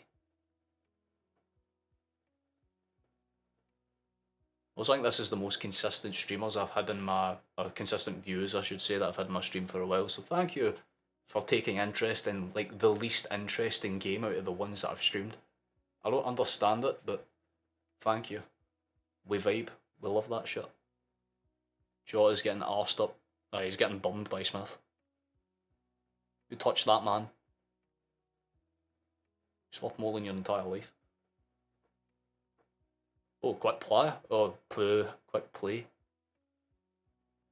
But it's out for everyone for Celtic. We'll have to come up or forward again. Ralston, quick throw lad. Do it. Do it. Do it. Do it. Do it now. Nope, he's giving them time to get their shape. But it has left space for Turnbull, who gives it to O'Reilly back in towards... Wait, is Greg Taylor on now? Am I tripping balls or is that Craig Taylor? I think Craig Taylor's on the pitch. Oh. We're balling behind, but Askabanovic can't get onto it. There's been an equaliser to the Ross County game though. I think that one's just happened. It has. There's been a goal for Jordan Tilson. 2-2 in that game, so Ross County are no longer on the foot of the table. That belongs to Dundee United. They'll probably get, or they will be getting word of that probably. They'll be forced to come out and attack a little bit more now that they know if they lose this game they're officially the shittest team in the league. Which I mean they are, but Turnbull tries to whip it in, can't get much on it. Ralston, good ball. Cleared away by Smith. Oh, somehow he's kept that. That's fantastic footwork from McGrath, to be fair. I'm not even mad at that. Fletcher has it, opts to go back. They're playing a more defensive role. That doesn't surprise me in the slightest. But you can tell they're playing for the over the tops like fucking usual, and that's going to depress the hell out of me if it actually works once.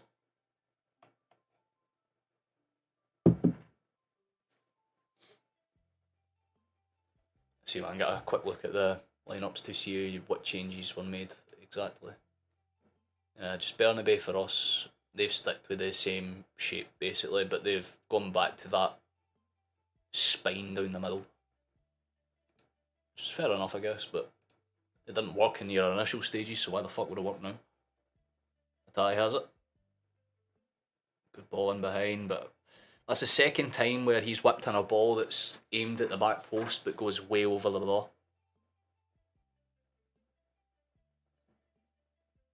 A little bit unlucky for him, but he just needs to steady his ship before he takes that shot. But Dundee will have a chance to play out for the back and they'll go again. It's just a case of if they do it right.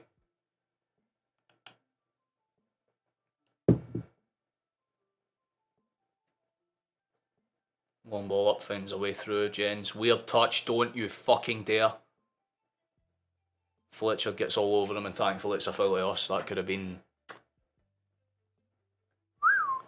dangerous. Back in it towards Ralston now, and forward we come again. O'Reilly.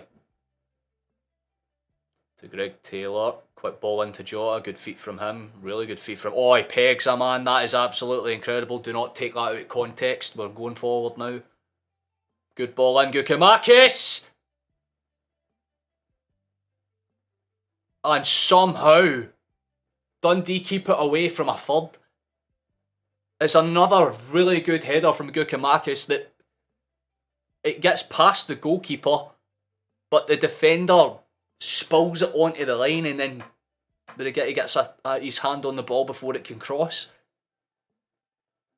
Fuck me, man. It's literally like a game of FIFA, this. They're somehow still in it. Still 2-1, but Celtic come forward again. Taylor this time. To Jota. Turnbull. Come on, lads. You know you have the ability to put this to bed, man. It's been apparent now. Keeper's having the game of his life.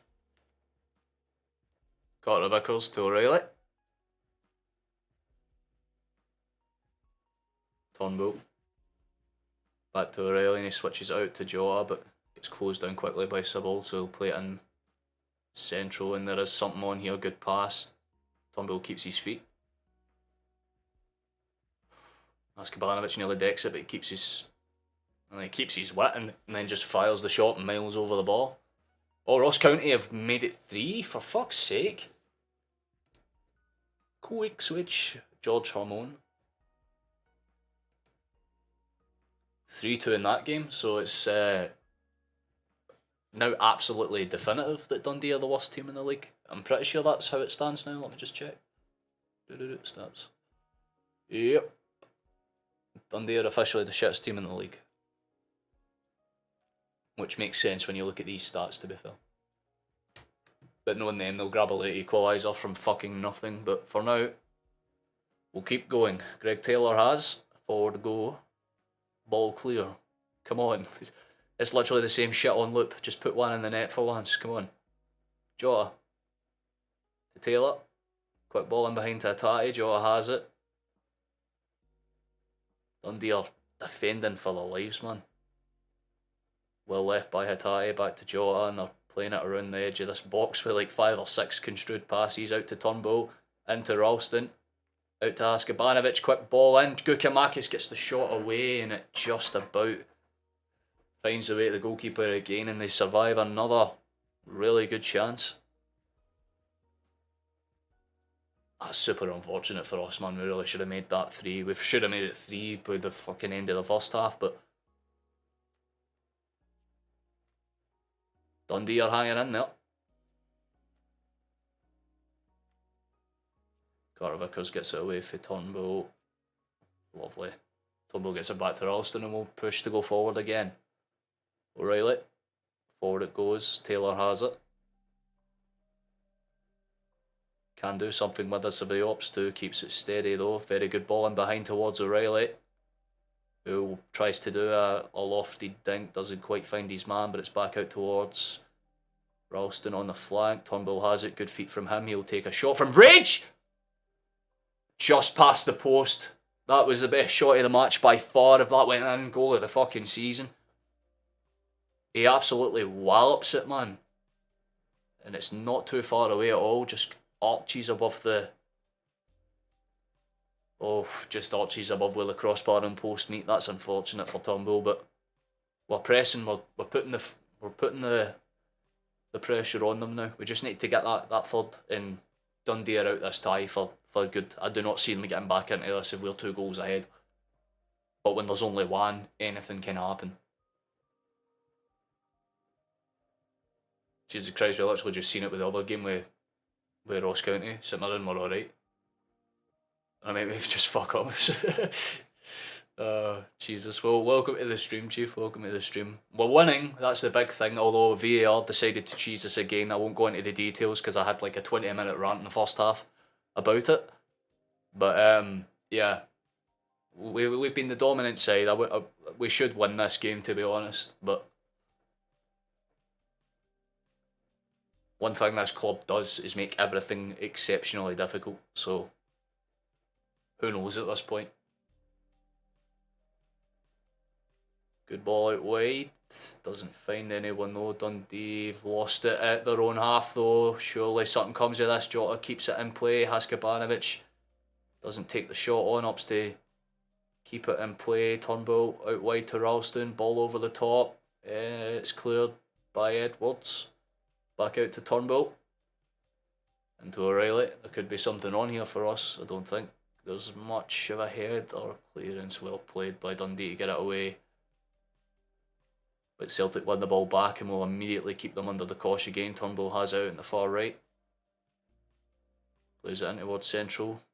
Carter Vickers immediately whips it back out to Haskabanovic. Quick ball into Hatate, but he leaves it, and it is eventually just punted clear by Spanish Charlie. Oh, yeah. How was your trip to Spain, Chief? Did you enjoy watching us get hammered? Or more importantly, did you enjoy Jota's goal when you were there? It should have been a pretty fun experience for you at least. Carter Vickers to Jens. This is where we'll do. Oh, they've opened themselves up a little bit for no reason there, and Celtic see it and try and take advantage, and we do get forward with it. I try to claim high foot, but he did win the ball. Jota, oh fucking beautiful touch, lad. Gets into the box. Thinks it. It's not in though. Hit a cross and it's saved by Brigetti again. For fuck's sake, these lads are doing everything in their power. That goalkeeper deserves a wage. Like, if he's on like $8 a week or something right now, fucking bolster it by double because he's earning his fucking stripes today. Lovely ball for Jota over the top. Jota,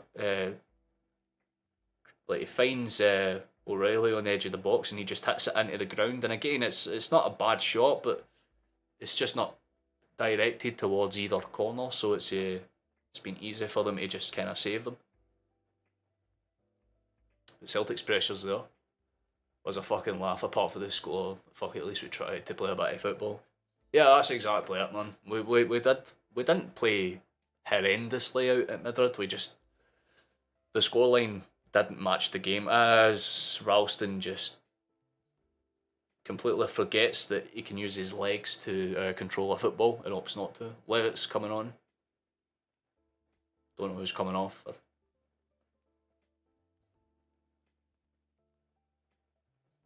We'll see that change when it happens. My stomach is cringe right now.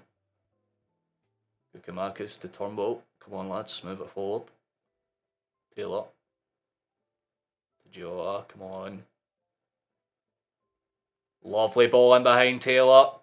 Can't get it into the box, and Dundee will probably be able to clear their chance. High clearance. O'Reilly does well to deal with that, but Dundee have it. Haskabanovic tries to get in and win it back, but can't quite get there. Still a chance on for them though. Dundee have it. Go forward, but can't do much with it. It's gone back to Jean.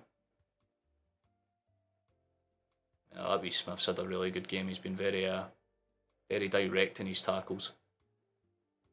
There's another good tackle for Jim as well. Oh, fucking fuck Champions League, did he tell me? Aye, all it's about is the Scottish fucking Cup, mate. That's where it's at. The best teams play in that competition. Oh, Carter Vickers has brought a man down. It's a foul for Dundee. That's really good for... And that's McGrath again. He's had a really good game, that wee Jamie McGrath, honestly. But changes are getting made. I can see Kyogo in the background warming up. He just took his bib off, so I think Farashi might be coming on at the park. But Jim's off, Levitt's on for Dundee.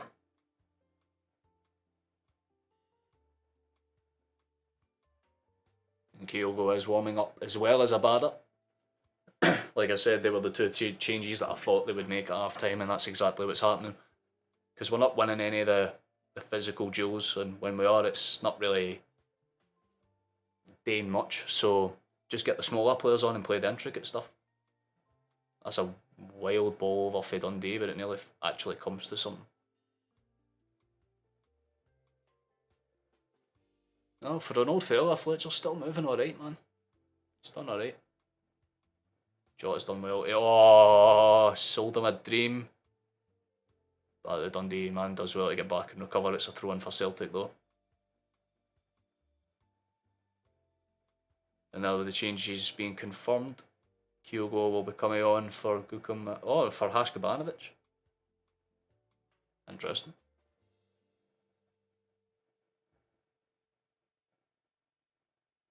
The other one has to be Gukimakis then, wouldn't it? Yeah, it's Gukimakis and Haskabanovic coming off. Abada's coming on to the right and Kyogo's going up front.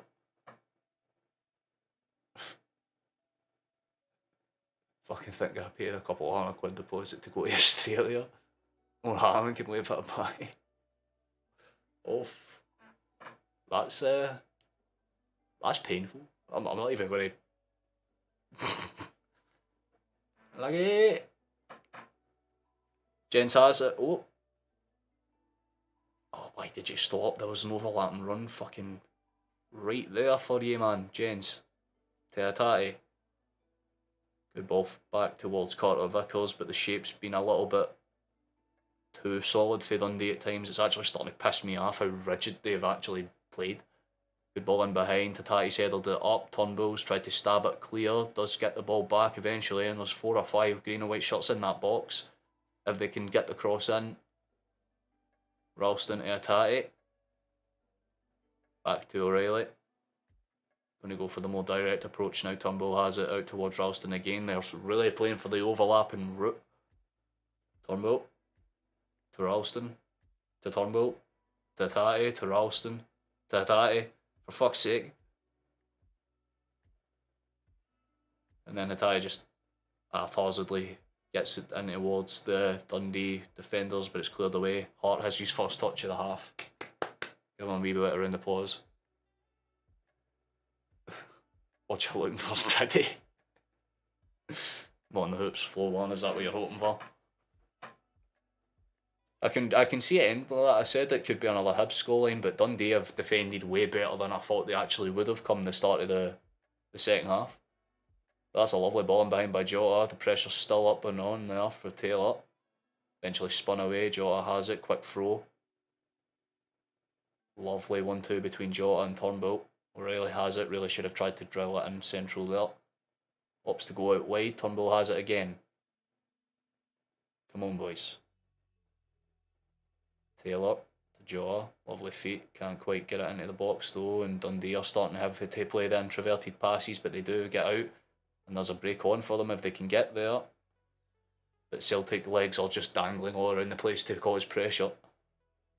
Which is what we like to see. It's what we love to see. Good ball in behind here. Come on. Dundee do well to defend though. Eventually they'll be able to clear it.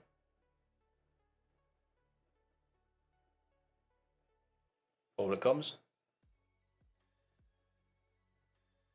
Oh, that's really good for Tatati, but he can't quite get away with the ball. And Dundee can just hanging themselves, get their shape back and go again. Forward they do come, but Ralston shrugs his man off, forces the man back, but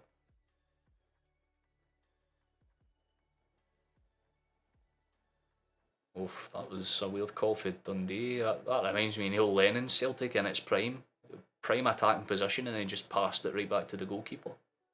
Bit weird that one, but oh, the ball's bouncing everywhere. I hate when it does that shit, but eventually it's gathered, cleared away by Jens to O'Reilly and up towards Turnbull. Turnbull back to Abada.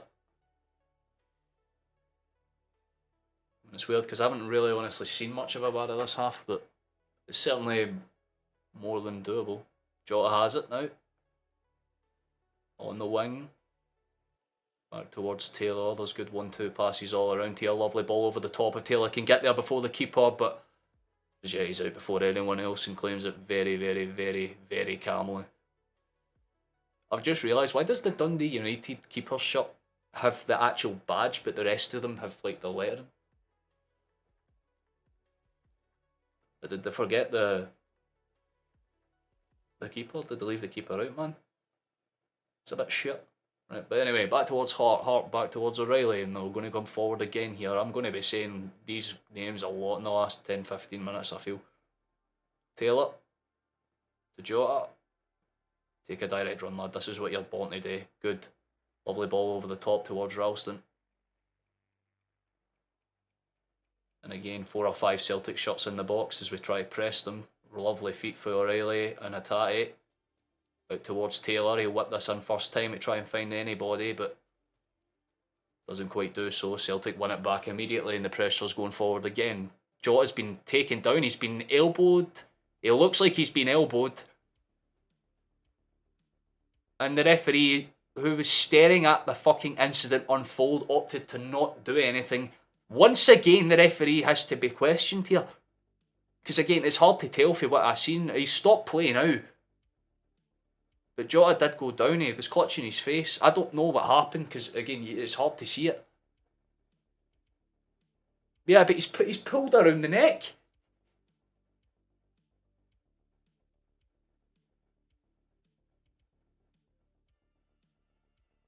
I think he was going for a shot grab initially, but then he ends up grabbing around the back of his neck like this and just kind of pulling him down. Oh, fuck off. Is that Glenn Middleton that they're actually trying to bring onto this park? That is. Glenn Middleton's on for fucking Fletcher. Ain't that a storyline? Still more than enough time for us to figure something out though. Jota could do well here. There'll be a drop ball, which I just find disgusting. They really should have checked to see if that was a... I mean, it was definitely a free kick that they missed, but they've missed out a lot in terms of refereeing decisions this game. Drop ball, Celtic have it. Back towards Jens, and it's eventually cleared around the defence. Carter Vickers up to Ralston, who in turn finds Ibarra.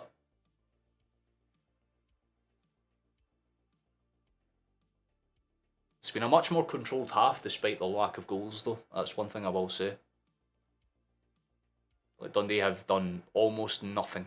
And I mean that literally. They haven't had a single shot this half yet. Not even a half-arsed attempt for the halfway line to get their numbers up.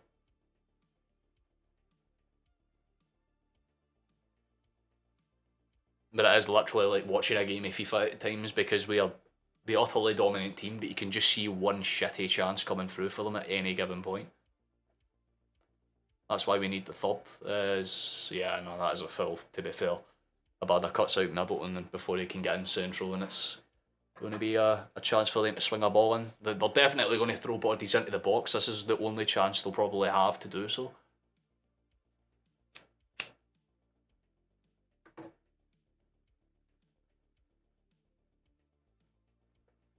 I don't see them playing it short. If they do, it's a pretty stupid decision on their part. This is the last time before roughly the 85th minute that I'll say this. Subscribe, get my partner goal up. It's up there if you want to see it. It updates at the end of every stream. But if you have it on public settings, you can get a little notification thing that plays to... I keep pointing that way, but I need to remember it's reverse, so I'm sure it's this way. Although if I'm pointing off screen, then just call me stupid, but... About 16-17 minutes left in this game. Celtic have definitely been the more dominant side. We just need to keep it calm and see this game out without much fuss.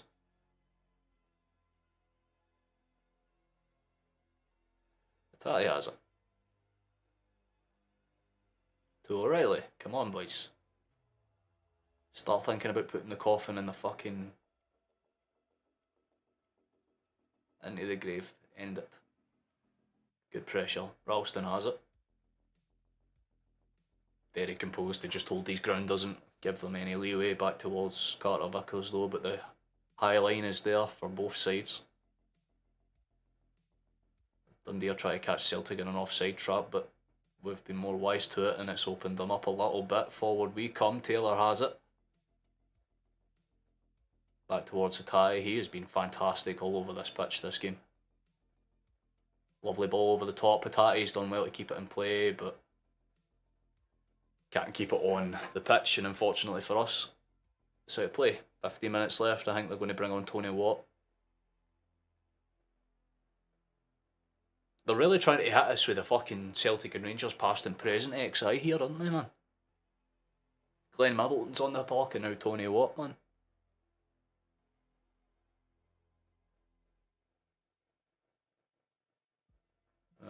Dundee have a goal kick. They'll probably punt it as long as they fathomably can, which they do. Who's on the end of it? Carter Vickers. Farashi puts a bit of pressure on. A Dundee man stayed down. I'm not sure why. I think he might have pulled something when he was in the air. He's holding the back of his leg. I think there might be an actual serious injury on here, but Celtic play on. Askabanovic, good feet. Brilliant ball in. Kyogo. Oh, it's just past the post. For fuck's sake, man. Bruh. Good football. Really good football. Lovely counter-attacking football, but just again, man.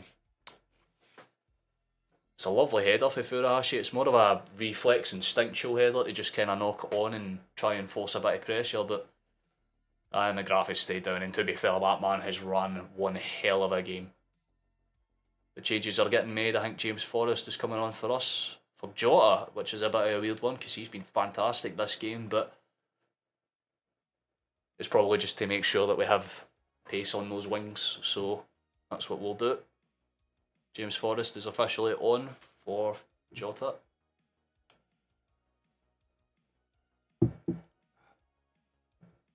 Still no goals in the Ross County and St Mirren game since the goal on the 60th.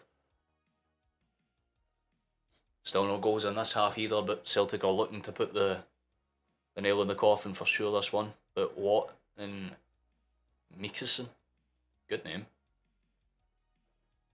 is on. McGrath is off. So it will be a 15 minutes for Dundee to try and salvage something for this, or 15 minutes for Celtic to put this game down and out officially. I'll be curious to see how this one goes. Long ball from Brigetti, who will win it. I still don't know how to pronounce that goalkeeper's name because it's either Brigetti or Brigetti, and I have no idea.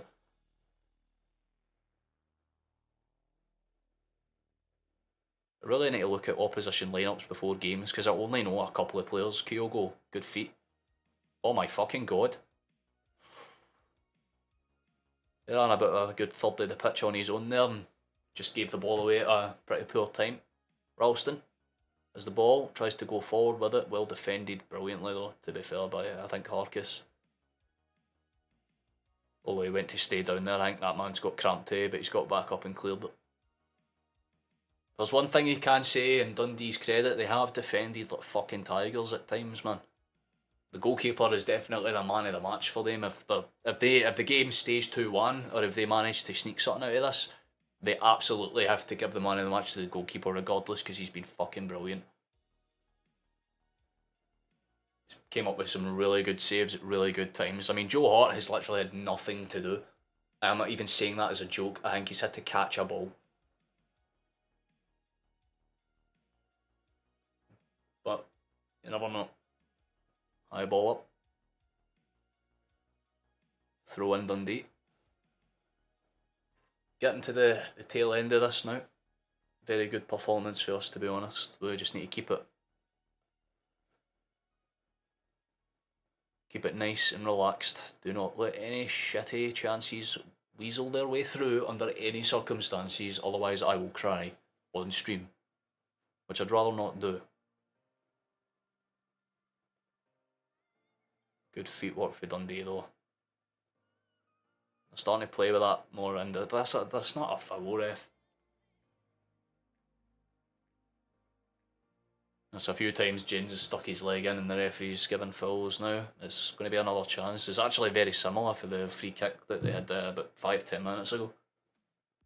Inside of the half, but they can definitely throw bodies forward onto this one. Oh, and there might be a chance. Oh my fucking god, and it really was a good chance, but I think Taylor cleared it off the line. Shit. Joe Hart had nothing to do the whole match and nearly cost us the game by running out for no reason.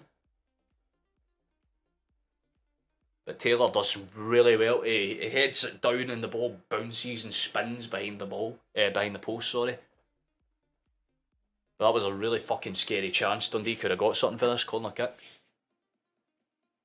Good ball in. Header down. It's off the post. Fucking hell. Boys, do not do this now. They really could have equalised right there. That is dangerously close.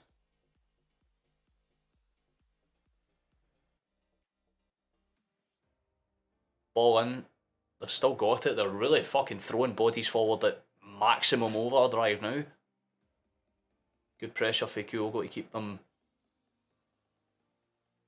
under wraps. They're trying to claim for handball, but it came off his leg, so unless, you know, you weren't taught anatomy, just continue. Very, very good pressure for Dundee though. They've done more in the last 2 minutes than they have the whole match, and they're still coming forward here. They played advantage on. Ball in, but Jens gets a touch on it. O'Reilly panics and eventually just punts it clear. And there's a Celtic body down now. I can't even tell who that is. I think it's Ralston. And they're still playing on. This is fucking stupid. What's happening here? Dundee clip it in. Turnbull clears it. Ralston is still, he's only just up. But he's nowhere near the position he's meant to be in, and this is dangerous shit, but Hart will come out and clear that. Fucking hell, that was a pretty wild and wacky 5 minutes, but eventually we got it under control. Ralston's really looking, he is struggling on that far side. He'll need to come off, definitely. Forrest has it. He's on the left, good feet for him. Come on, just hit it, son. Good shot, but straight at the Dundee defender. And Celtic will just keep themselves composed and go forward again. Fuck's sake, yeah, I know, quite literally. Really could have gone south very, very, very fast there, but we just about held out there. That is probably the best passage you played Dundee will get for the rest of this game. I fucking hope so. Give me this.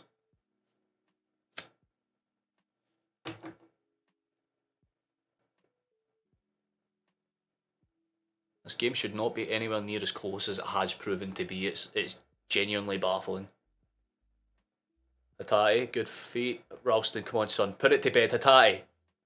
Out towards Taylor and towards Forrest, come on. Good feet, Turnbull's in the box with it. Gets the shot away, it's cleared away by the Dundee defenders. They're defending like fuck it, they're giving everything for this performance. Forrest has it though. In the box, he's still got it. Good feet for him. Taylor. Back to O'Reilly, good feet for him. He takes a shot and the keeper spills it, but he recovers it quickly and they can go forward again. Fucking hell. Never thought I'd say this in the second half, but it's been end to end. Dundee had 1 or 2 really good chances. That header really should have gone in, but it took a bounce and it just off the post and out. Really surprised why Joe Hart didn't throw his body at it, man. Forward it comes, O'Reilly. To Avara. Good feet in behind, Turnbull to Hatate. Had it across, son. Or had it straight at the Dundee man. Throw in for Celtic though. Good ball in behind, Turnbull has it. Good pass across, O'Reilly. Into Turnbull. He's getting pressed and pulled all the way there, but fairly so by the Dundee man, and it's out for a goal kick. Fuck me, this is tense, man. A few minutes left in this game. Very, very tense match, to be fair. I'm really not liking how this is going. We still have a little bit of time to see out, but as things stand, we are in this game for the full 3 points. Dundee will probably throw a lot more forward in the last few minutes, but I hope they don't. I really fucking hope they don't. Atate's got it now. Taylor can't quite keep it under control, but it is a throw in for Celtic.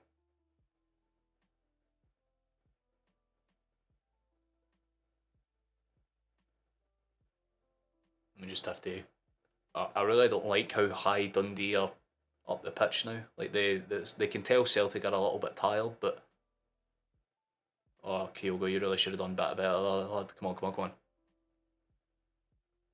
Bastards.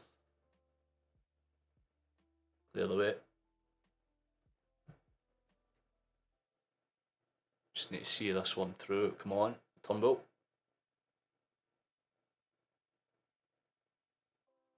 Carter Vickers.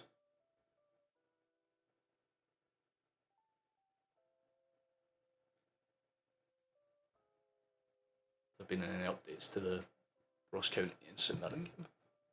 Check that screen now. 3-2 still in that match. Oh, what the fuck? I just looked around and I think Celtic are on another. I looked away for 1 second, lads, and that was the best chance that has been made in the last 10 minutes. Are you fucking kidding me? Fair enough. Let me check this. Has there been any more changes? Just need to get across the line, boys, for the love of God. Let me go back on the start of the screen. There we go. I'm back to performance mode.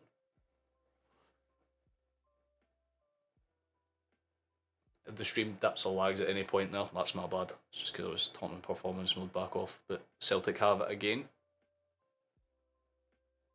High pressure, but Dundee will get the foul in their favour. So just gone past the 86 there, so really could go in any direction, man. I don't like this at all.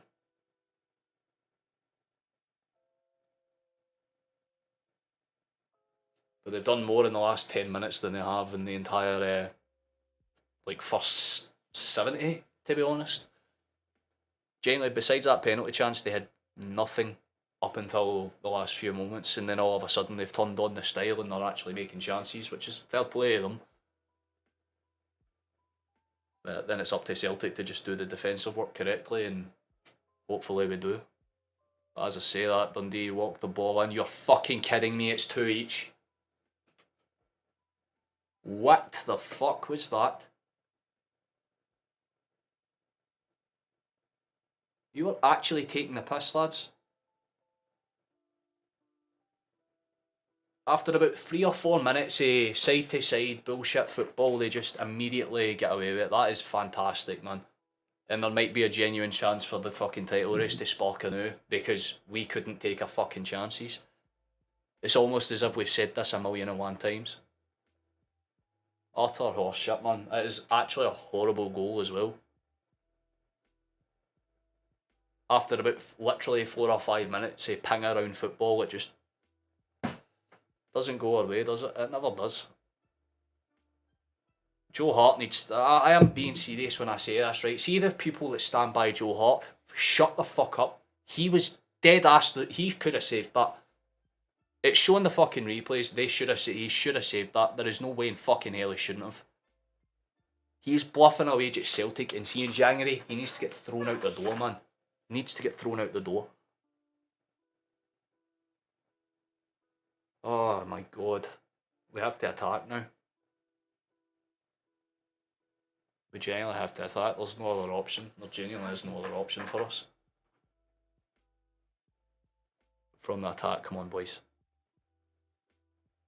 There might be something on here. Oh wait, Ain's celebrating. What are you celebrating for? What are you celebrating? What are you celebrating for? Oh! What?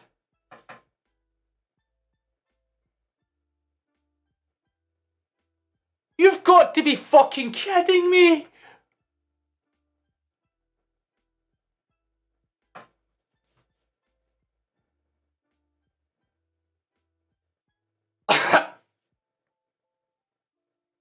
I'm genuinely stunned.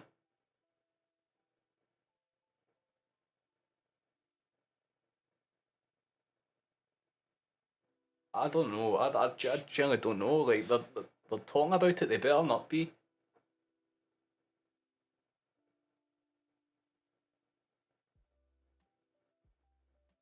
I don't know what's happening. They're talking. Please let this goal stand, for the love of God.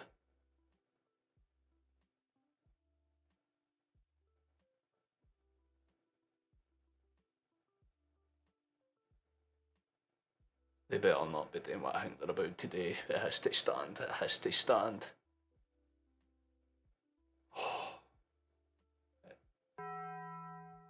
Oh, thank you very much, Glenn. Thank you for the subscription, buddy. You've just witnessed shithousery at its purest. The goal, I think it's going to stand. It's 3-2 Celtic. There is no reason for them not to get that. Oh my fucking god, lads. Oh my fucking god.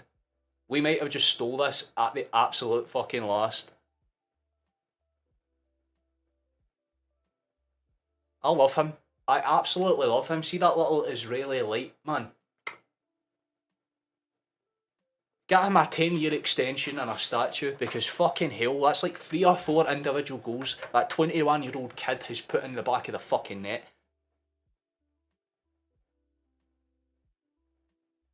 It's, oh... We just have to defend, literally. Just get across the line now. Oh, love a fuck. Oh my goodness gracious. Furahashi's scored as well. Like that, it's just so hard to tell what happened there. It's showing the replay of the goal just before the 90th, right? Let's see if Maeda sticks his leg out any further. That's it, man. But we should be a few minutes away. That was too close, man. Come on now. It's like fucking right. I thought I was going to have to fucking scream at myself on stream for the last 10 minutes, but we're a few minutes away, boys. A few minutes away and it's done. We can fucking stop the suffrage. I think it's full time in the Ross County and St Mirren game. Ross County are off the bottom of the table with a very, very convincing and very, very good 3-2 win. Almost like a certain club that we might just be doing that to. Yeah, it's showing that Furahashi goal again. Maeda was an inch away from making that a very, very dangerous thing. But Abada's put it.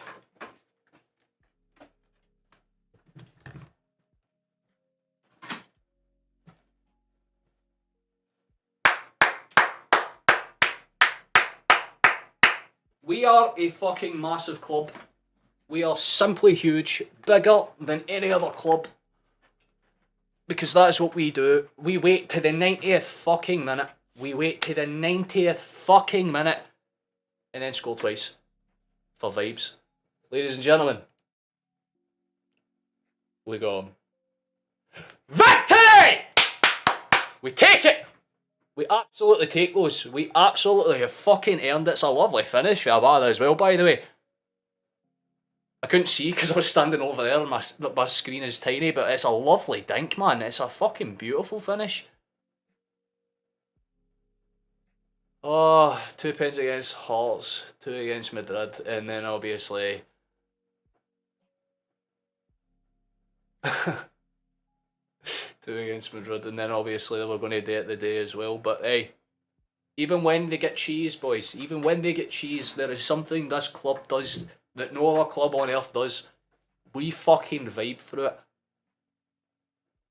Abada's been yellow carded. I don't think he'll give a shit about that, to be honest with you. I didn't even realise it just came up there. I think he must have been butchered in his celebration. He's definitely not offside. It's on as fuck. It's a love for. That's Dundee kicked off. There's very, very few minutes, not minutes, they'll add on a minute or two for additional time, I think, just for the 2 goals in additional time. But this has been a very pog stream because I nearly suffered and then we proceeded to boss it. So lovely. Oof, nearly could have been a chance on for a 5th. But, ladies and gentlemen, yes! Woo! Yeah, baby! That's what we've been waiting for. That's what it's all about. Absolutely huge dub. We'll take that, man. We fucking earned it at that as well. They're going around again, their applause. They absolutely deserve it. A fucking terrific performance, boys. Absolutely terrific performance. No complaints or quarrels or anything of the sort. Full time here officially, and it has been one hell of a game at that as well, to be fair, but it's full time. Celtic 4, Dundee United 2. What a match of fucking football that was. Gotta give credit to got to give credit to them again.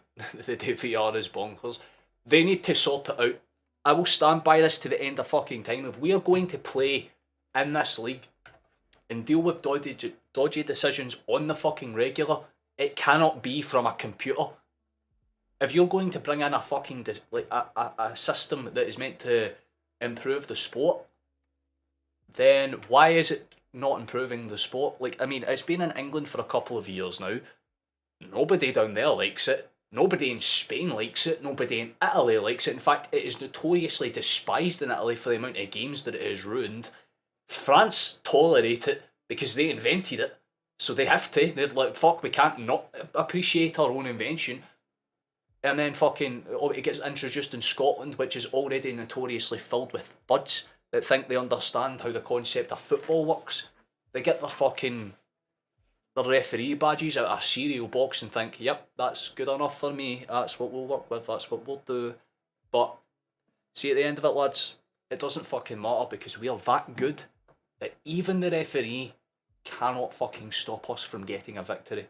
And it was a very good one at that. Furuhashi got a very, very last minute one. I thought that would have been the extent of it, and then obviously Abada just, for the shits and gigs, I guess, just decides to put it in, and we'll have to see it. So I don't know how to really talk about Dundee because they didn't deserve their 2 goals. I mean, the first one just simply should not have been a penalty at all in any way, shape or fucking form. And their second goal, Joe Hart arguably needs punched for. But that's why we brought in Seacrest. That's why we brought him in. So what I suggest is get in January, strengthen our goalkeeping spot. Get a player in that's got even Europa League experience, you know what I mean? Just a keeper that is decent. I've said it for a while, we could get a player like Bazunu for Southampton, but I don't think we'd ever pay that much for a goalkeeper and justify it. Hardly fault for the second. I would say so. It's not so much that how it goes in, it's more or less how slow it went in. It was just a cross ball that had like a small flick on, and Hart was just completely, utterly, all over the place. You have to feel for him, but at the same time, we just need a thing. I just answer level. That's the thing about delayed chat, man. But that's just how it goes. Like if we strengthen that spot, fair enough. Our defenders were great today. There's not a single thing we can say they did wrong. It was just the simple fact that Bernabei got cheesed by dodgy decisions, and the second goal was just a little bit of a slight lapse in judgment with a bit of poor goalkeeping position. You can't really argue with that, but at the same time, that's just how it goes. And in this league, you're going to get punished, especially on set pieces or physical aerial plays. And I mean, it worked in our favour towards the end of the game because Dundee stepped off and went, shit, cool, job done. They've literally thrown everything at us for the last half an hour. We can put our foot off the gas. And then instantaneously, Kyogo Furuhashi reminds me of why I love Japan as a whole. And he just fucking absolutely pinpoint header. Obviously, Maeda was wise not to get a foot to it because if he touches that, that's an offside goal, and that would have probably killed the momentum, and Abada wouldn't have got the other one that followed suit. But absolutely fantastic from us, no complaints at all. But if you want a look at the table, that's all that matters for us. We've kept our form up, and somehow we're comfortably ahead by 5 points. Rangers will have to win tomorrow. I'm pretty sure their game, if I'm right, is against Motherwell, but I could be horribly wrong. It's St Johnstone. Alright. Okay, they should win that game, realistically. If they don't, then that's funny. But we've definitely earned our result. We've earned our stripes today, lads. It's for sure. I'm more than pleased with that. But anything that people want to talk about, any of the decisions or any of the goals? Personally, I think the best goal of the day for me, probably Abada's. Just for the sheer shithousery of letting Dundee think they had something and then scoring 2 absolutely sexual goals to just make it as easy as that. I mean, Furuhashi was brilliant when he came on. I have to feel for Gukamakis because he put 2 excellent headers on target and it just never worked out for him. So that's how it goes. But I'm more than pleased with how we've played today, honestly. I think I can be very, very happy. Also, in terms of how this stream is done, And I've just checked, the concurrent viewers is the highest it's ever been, and I'm confused as to how, because the Madrid game's a Champions League match, the Shakhtar game Champions League match, the Hibs game was a more important league match, the Hearts game there was a lot of controversy, but for some reason Dundee United has managed to be the most at least successful in terms of concurrent viewers. So if you're still in the stream even after the game's done,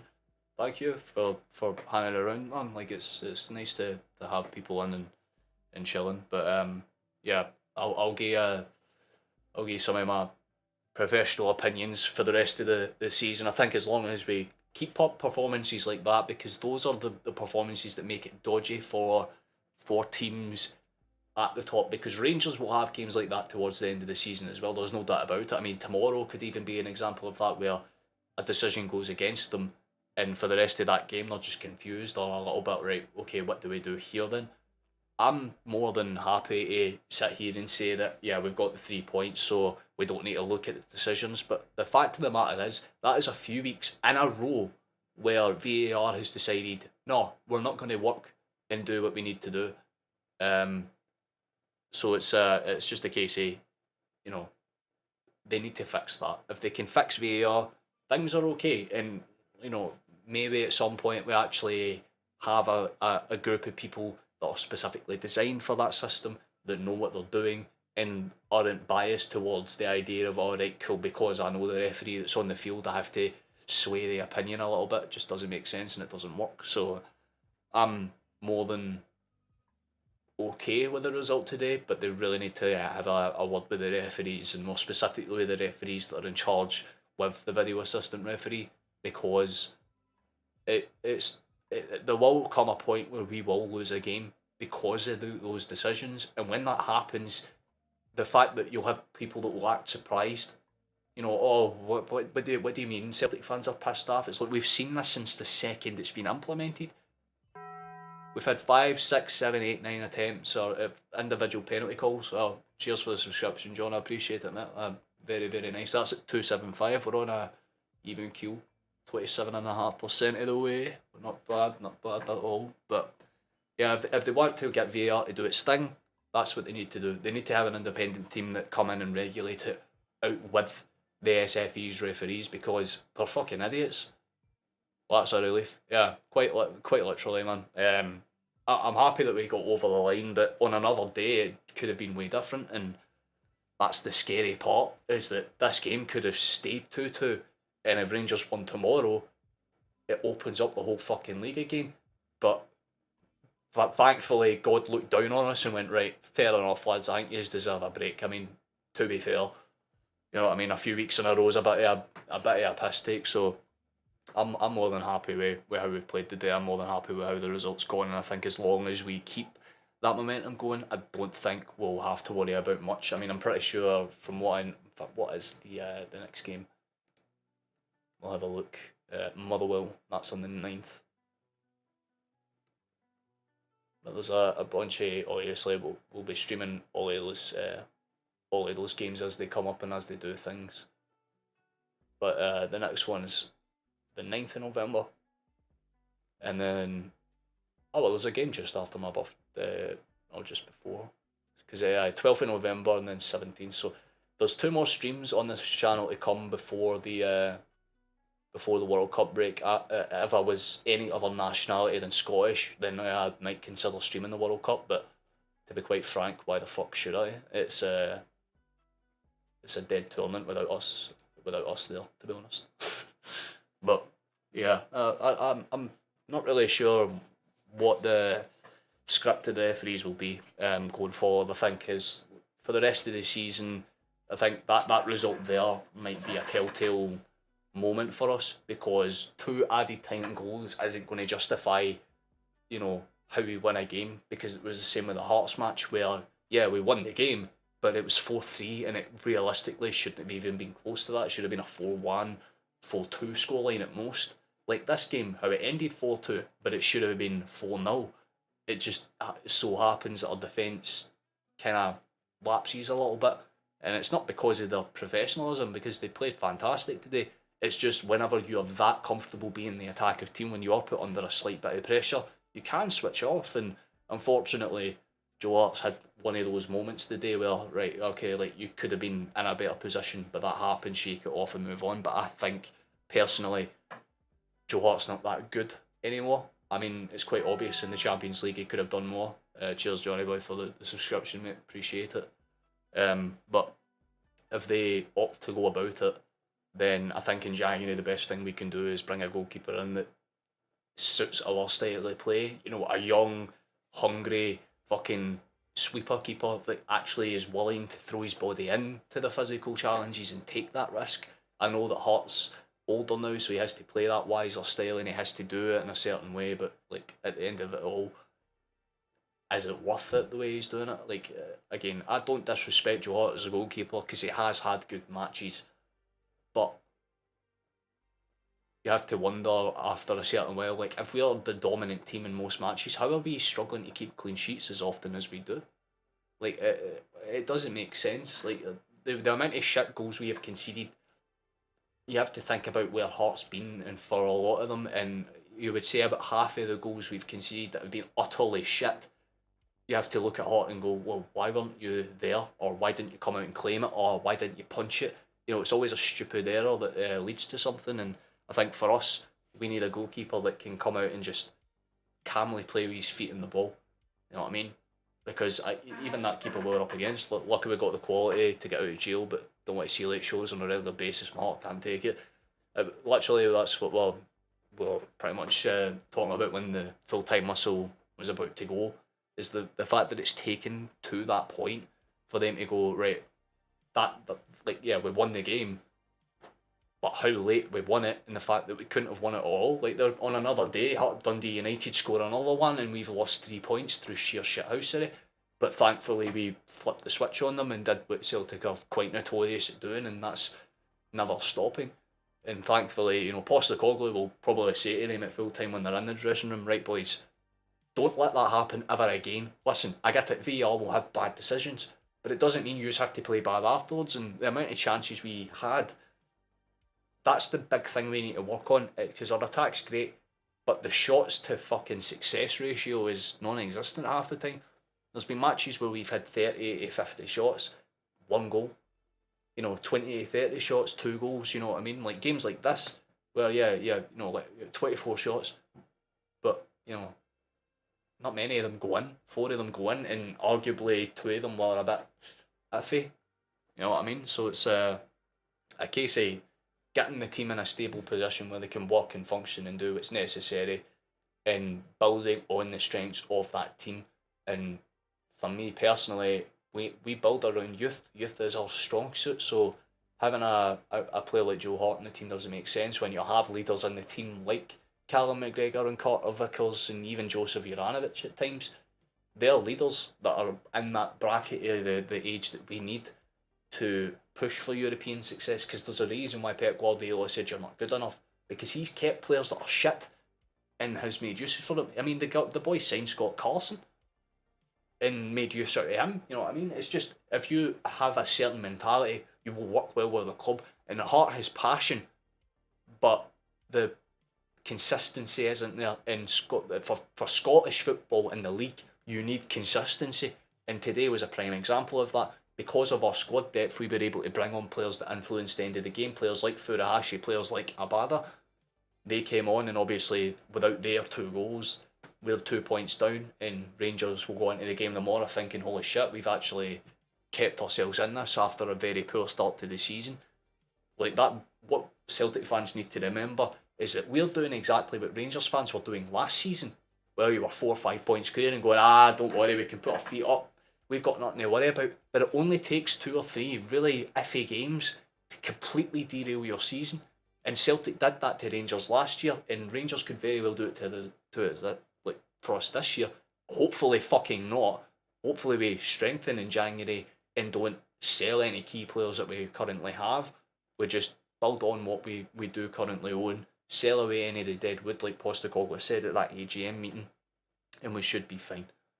And that's what I'm hoping for. If we do that, our club gets better, and hopefully next season when we get into the Champions League, if we get into the Champions League at all, we put on a good showing, because the last few years as a Celtic fan's been pretty fucking depressing, especially when you're like, yeah, we're doing well in the league, but when there's only ever two teams competing for it, it's basically like who wins the race between two Ferraris and then a bunch of bangers that are sitting behind them. Like, you're obviously going to take your bet on one of the two Ferraris. It's just a case of which colour happens to cross the line first that season. But in other leagues where you have developmental money coming through, it's hard for teams like Celtic to compete. I mean, players like Antonio Rudiger are worth more than our whole fucking team combined. Like, yeah, obviously we're going to go to places like the Bernabeu and lose, but in the league, players like teams like Dundee feel like how we do in Europe. Well, it's like, oh well, the money's not there. But the difference is if you want to succeed domestically, you have to build on what you have on each season with the strength that you have. And there have been seasons where Dundee just sell away their best players to whoever else, and there's even times where Celtic have done it when we sold away players like Van Dijk or Stuart Armstrong or Moussa Dembele for the sheer sake of profit, even though they clearly loved the club and wanted to stay and play. They were like, nah, at the end of the day, it's a business. You need to stop looking at it like that. Celtic is not a business. It is not a fucking business. The Celtic Football Club is a football club. It is in the fucking name. And if you're going to take away what the very fabric of the soul of this club is, then you're going to have issues. And Celtic's entire history and our entire thing has been built on giving everyone a chance. And that's what we need to do. If we've brought players in like Seagrass, give him a fucking chance, man. Joe Hart, I get it, top-rated goalkeeper with Premier League experience, but what the fuck does that matter in a league where it's not about trickery and technical ability, it's about physicality and pace. If you put a really good ball over the top against an English team, they'll panic 9 times out of 10 because they can't take it down on their chest and do fucking keepy-ups. In Scottish football, it's a simple case of, if you try and be fancy, you'll get your legs snapped and then some. And obviously with the introduction of VAR, it's just made it a little bit more but you can't argue with it, to be fair. See, at the end of the day, we got the result, we got the win. Everyone played well. I think Ralston might have a little bit of an injury towards the end of the game, but I don't think he'll be out for any major fixtures. Obviously, the next game in a few days, that'll be good for us. I'll be live for that one as well, definitely 110%. But it's just a case of getting across the rest of this line. If we can get through the World Cup break with all victories, then yeah, it means we can come back and have a little bit of a reset. And obviously with some players going to the World Cup for Celtic, that'll be good because their fitness will go up and they'll obviously be able to come back with a bit more of an understanding of how football works as well. So it's like there is a lot of benefits to be at Celtic Football Club right now, but it's how we build on it. And I think that's the big thing, because if you watched the AGM meeting, they had good points, you know what I mean? Like, we're in profit, we're doing well financially, we've got the backing and the manager, and the manager has the backing of the board, and the board has actually put money where their mouth is for once and actually want to support them. And that's what I, as a Celtic fan, love to hear. Like, the board and everyone going, right, nah, we're in this as a fucking unison, rather than just going, yeah, you do you manage them and fucking try and win the league. If you do alright, we might give you some money to try in the Champions League, we might not. And hopefully there's going to come a point where we get a very, very good result in the Champions League. I mean, like, the entire time I've been alive, I've seen us win one knockout tie in the Champions League, which is quite depressing when you think about it as a Celtic fan.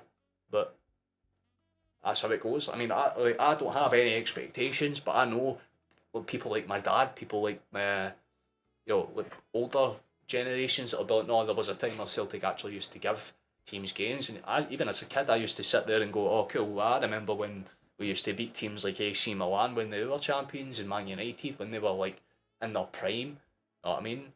Like teams like Juventus in 2003 and 4 when they were like one of the top dogs of Europe, and we were literally slapping them about like it was nothing. They had to like dive at times to try and get into the game, but obviously nowadays it's harder. Like, we can't even get results against Shakhtar when we're dominant. But I think the feel for the Champions League is a lot different than when Brendan Rodgers was in it. Because when Rodgers was in the Champions League, we didn't play well. But at least when we play in the Champions League under Postecoglou, we can smile about the fact that, yeah, we might have lost by 2 or 3, but we put in a shift and we put in a performance. We just need to get that finishing edge, and we should be fine. Realistically, I hope that we can build on what we have, and hopefully there's a lot of reasons for us to be positive going forward. But the next game, like I said, for those of you who just came in, or for those of you who are just curious to see what the next stream will be. In terms of football, if that's what you're interested in, it will be Motherwell and Celtic, quite close to where I was born, ironically enough.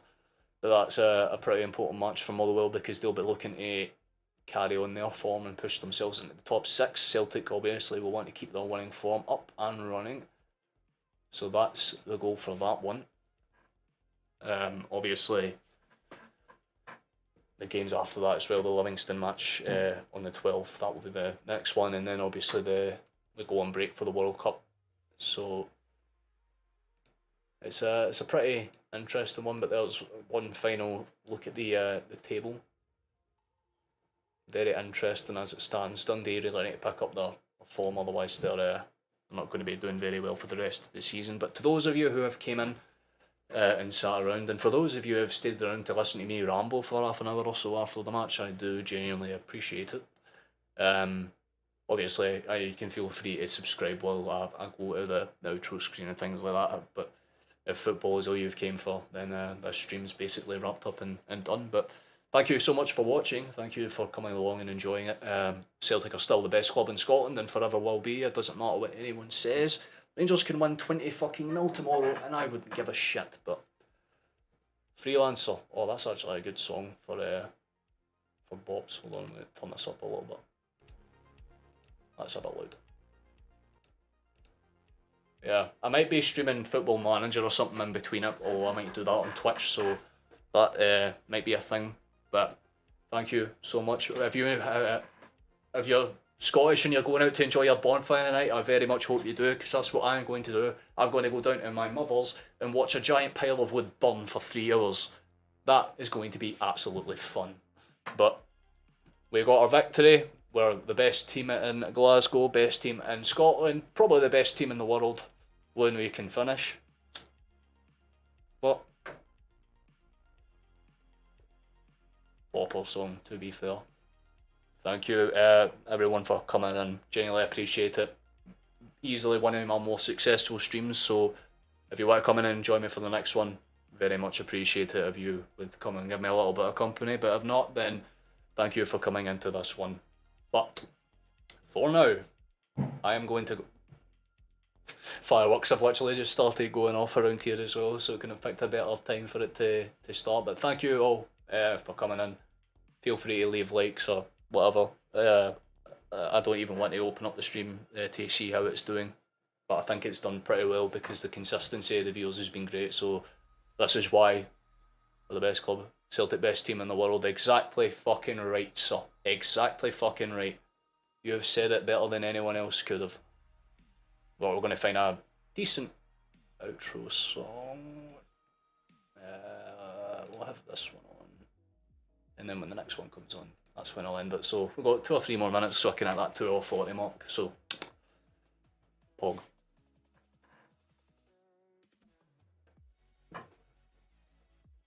We'll love to see it though. So yeah, we've done very well. Top of the table, 36 points. Very, very pleased with that. We will continue where we left off, hopefully, on the 9th when we take on Motherwell. That one will be at Fir Park. We'll probably have the moderator back in for that one. He was at that game the night, so I hope he's enjoyed himself. And if you watch this VOD back, Chrissy, well, and you got to witness sheer shithousery at the purest form. But we will continue to go on. Celtic is on a roll. But for now, lads, thank you so much for coming along. That was the wrong screen, but we're committing to it because it looks funny. If you want to subscribe while we're on the music screen, you'll have a little notification thing that will play across here. If you want to leave a suggestion in the comments or something when this VOD goes up, or if you just want to give me suggestions for streams down the future, because I'm open to doing a bunch of different things. Thank you so much for watching this one. Thank you to anyone who stayed around for the whole fucking stream. You have my love and support, and for some reason my undying respect, because I wouldn't even be able to sit and watch this stream through again. It's probably been one of the worst streams I've ever done, but we fucking moved, boys. Celtic, the best. Thank you very much. Right. Enjoy your day, lads. Enjoy your bonfire night. Don't get hit by a firework. If you do, throw the firework back at them at max 6 and cause maximum chaos. Thank you for watching. I've been Caucasian. See you next time, lads. Love you all. Bye.